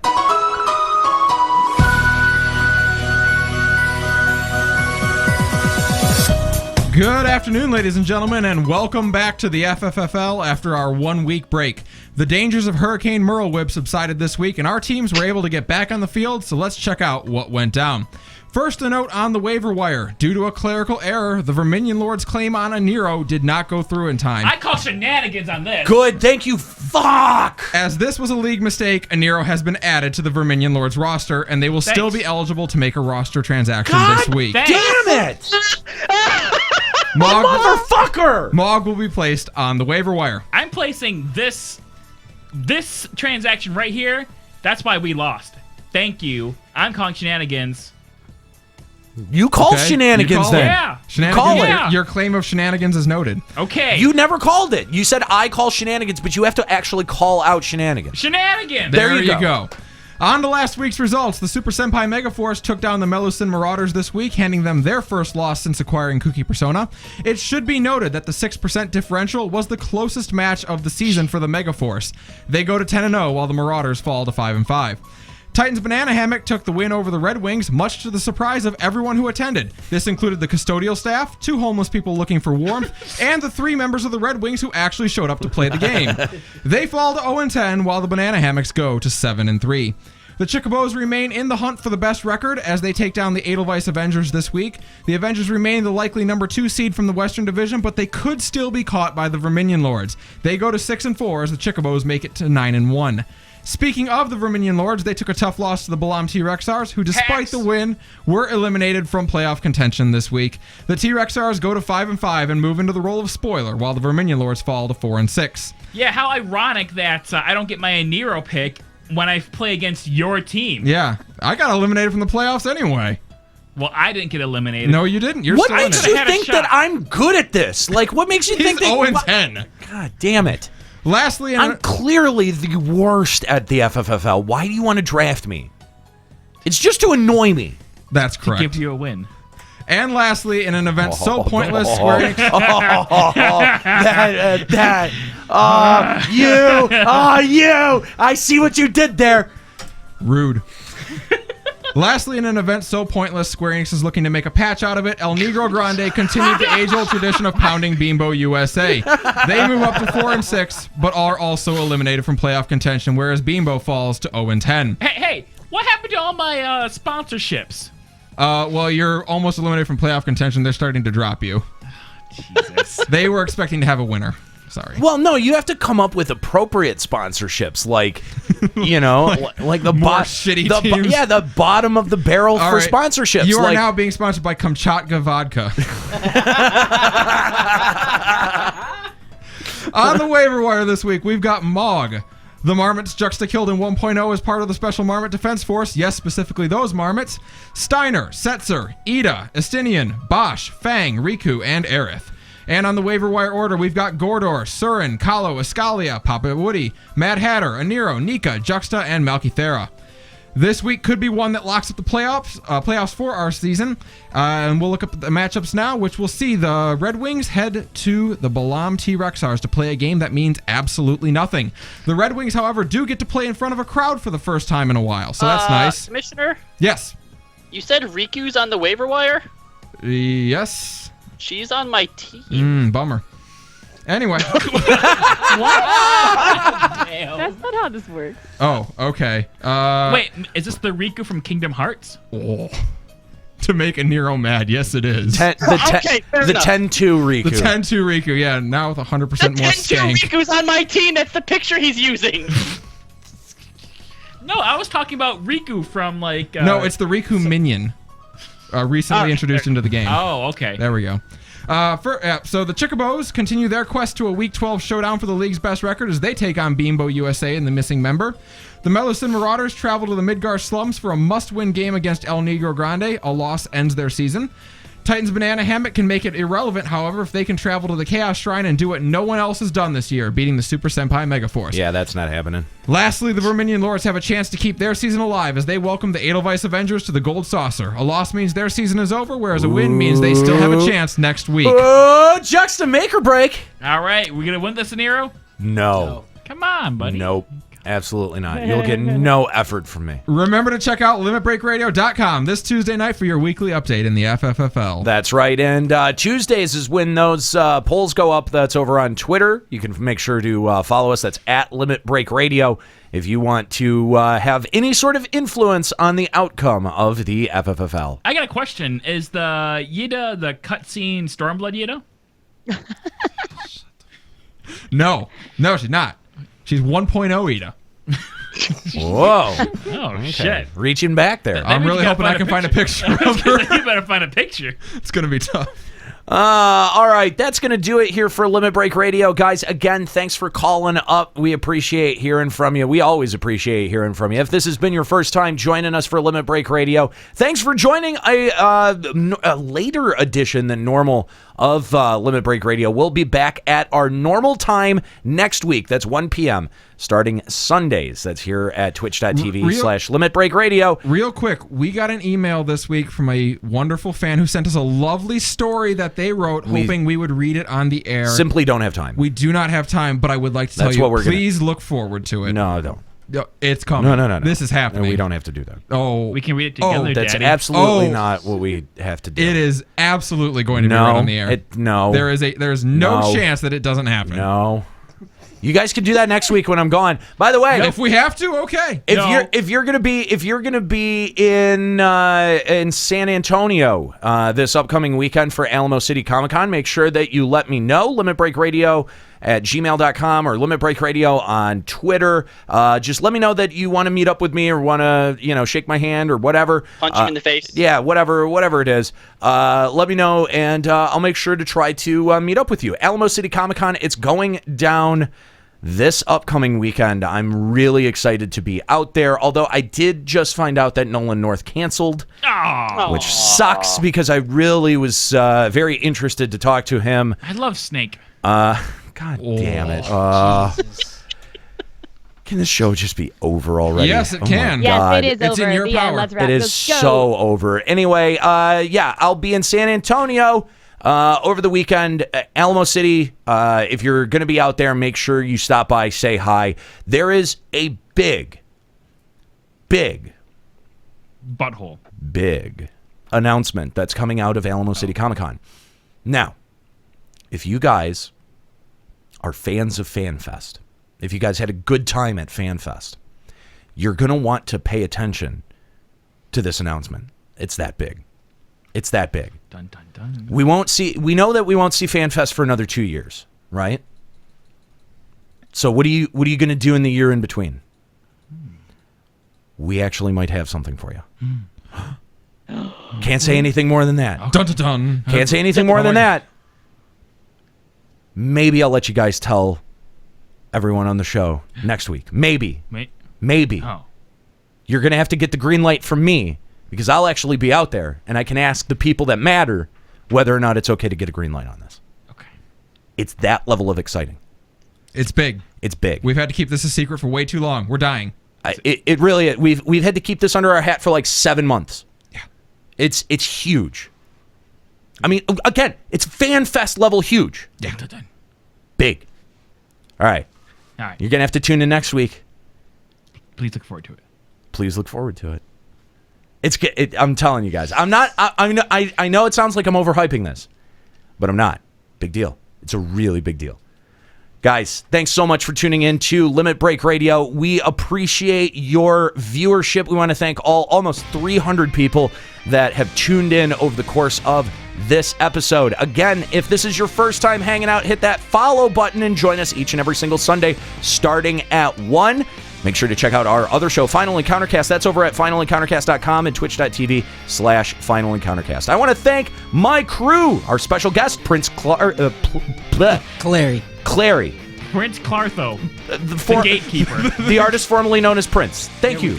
Seriously, Prince, thanks for hanging out, man. No problem. And also to my crew, Calloway, Nika Kayanian, Juxtaposition, and Ascalia Rayumasa. I'm an Eero. Keep listening.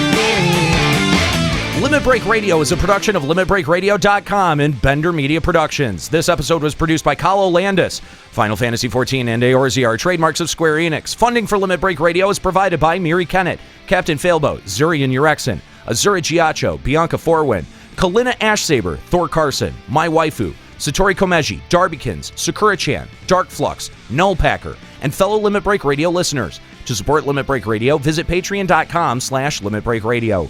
Opening music in this episode from Daniel Lambie. Listen to Man with the Machine Gun and other great tracks at facebook.com/Daniel Lambie Metal Gamer. Closing music in this episode provided by Husky by the Geek. Listen to this and other great Final Fantasy XIV and video game rock covers and original music at facebook.com/huskybythegeek. In-game graphics for Limit Break Radio's Twitch stream are provided by Diamond Multimedia. Check out their line of AMD graphics cards and other hardware at diamondmm.com. Limit Break Radio and its hosts are solely responsible for its content.